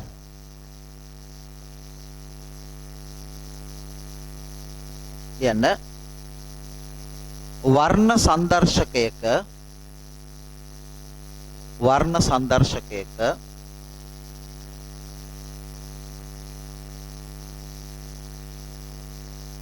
සියලු වර්ණ නිර්මාණය වීම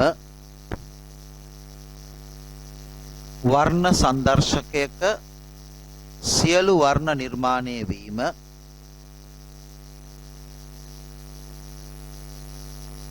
වර්ණ සංදර්ශකයක සියලු වර්ණ නිර්මාණය වීම මූලික වර්ණ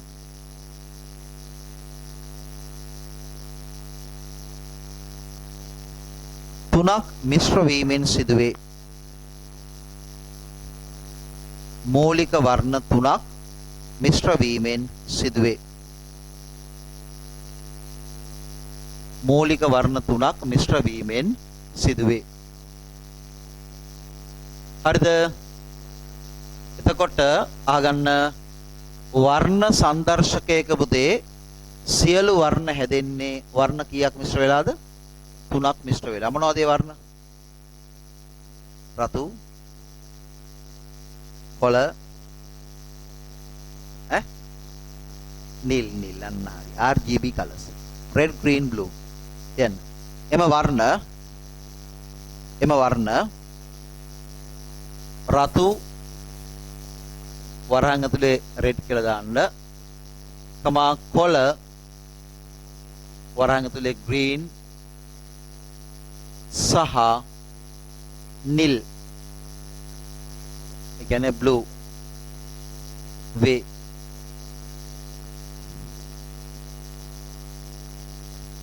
හරි මෙය නිල් වේ එතනින් නවත්තන්න මෙය මොකක් කියලාද කියන්නේ RGB colors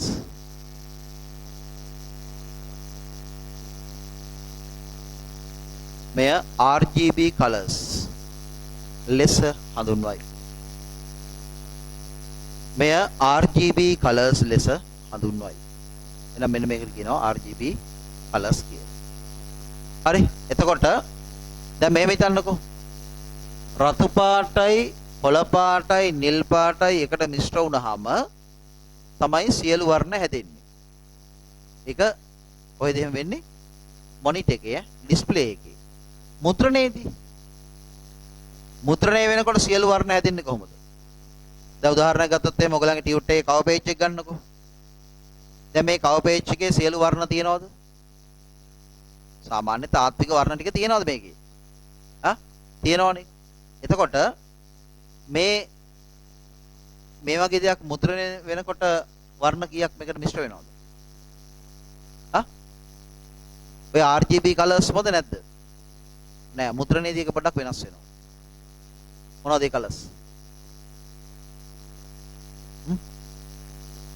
ඔයගොල්ලෝ තියනද ඔයගොල්ලෝ සමහර විට දැකලා ඇති පත්තරවල ලොකු පත්තර තියෙන්නේ කියන්නේ දිනමින ලංකාදීප දිවයින එහෙම ඒ පත්තරවල කලර් print වෙච්ච පිටු වල යටින් වර්ණ 30 ටිකක් තියෙනවා දැකලා තියෙනවද ඒ වර්ණ ටික මතකද නිල් පාට තියෙනවා තව කහ පාට තියෙනවා තව රතු පාට තියෙනවා තව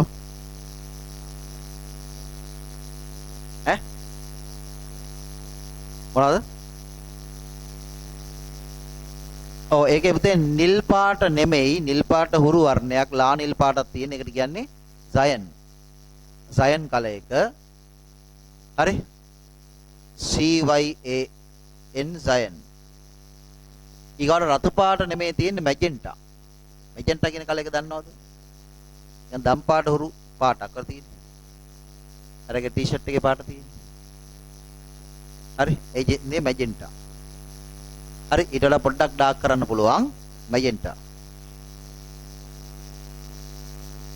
ඊගාට ඔයා කිව්ව එක හරි yellow අමම දන්නවනේ yellow කියන්නේ කහ පාට මම පෙන්වන්න ඕනේ නැහැ කහ පාට මේ කියලා නේද හරි cyan magenta yellow black හරි black කියන එකේ B අකුර නෙමෙයි ගන්නෙ K අකුර මොකද මෙතන B අකුර පුතේ අරගන්නවනේ RGB වල හින්දා මේක K ගන්නෙ එහෙනම් මේ වර්ණ සංකලනට කියන මොකක් කියලාද CMYK colors කියලා cyan magenta yellow black CMYK colors කියලා වර්ණ හතරක් එකට මිශ්‍ර වෙලා තමයි වර්ණ මුද්‍රණයන් ගන්නෙ හරි ඔයගොල්ලන්ට පුළුවන් දැන් කොහේ හරි කමියුනිකේෂන් එක හරි කිසියම් තැනක ඕගොල්ලෝ ප්‍රායෝගිකව කලර් print out එකක් ගන්නවා කියලා හිතන්නකෝ ඒ print out එක ගන්න printer එක දිහා බලන් හිටියොත් ඔයගලන්ට පේනවා ඒ printer එකට දාලා තියෙන තින්ත සමහර printers වල තියෙනවා ඒ තින්ත ටික තියෙන්නේ එළියේ කුටීර එක හරි ඕකේ තියෙනවා කුටීර හතරක් ඒ කුටීර හතරේ තියෙන්නේ cyan magenta yellow black කියන වර්ණ හතර මේවා print කරන්නත් එහෙම තමයි පුතේ ඔය page print කරන්නේ නැත්නම් ඔය සියලු වර්ණ output print කරන්නේ වර්ණ හතරකින් හරි සමහර printers තියෙනවා වර්ණ 6 තියෙනවා සමහර ඒවා වර්ණ 8 තියෙනවා සමහර ඒවා වර්ණ 16 තියෙනවා ඒ කරන්නේ මොකද්ද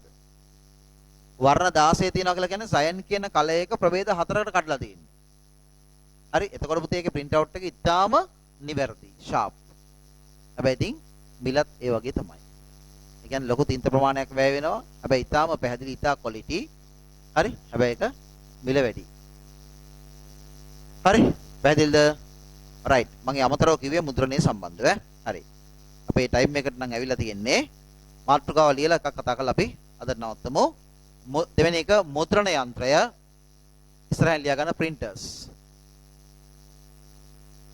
printer මුද්‍රණ යන්ත්‍රය කියලා තියෙන්නේ printer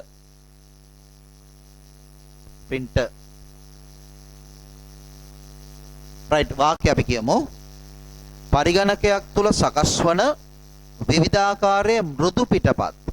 මෘදු පිටපත් කියන්නේ පුතේ අපිට ස්ක්‍රීන් එකේ පේන දේවල්. ඒකට ඉංග්‍රීසියෙන් කියනවා ලියා ගන්න soft copy. මෘදු පිටපත් වලට අපි කියනවා soft copy.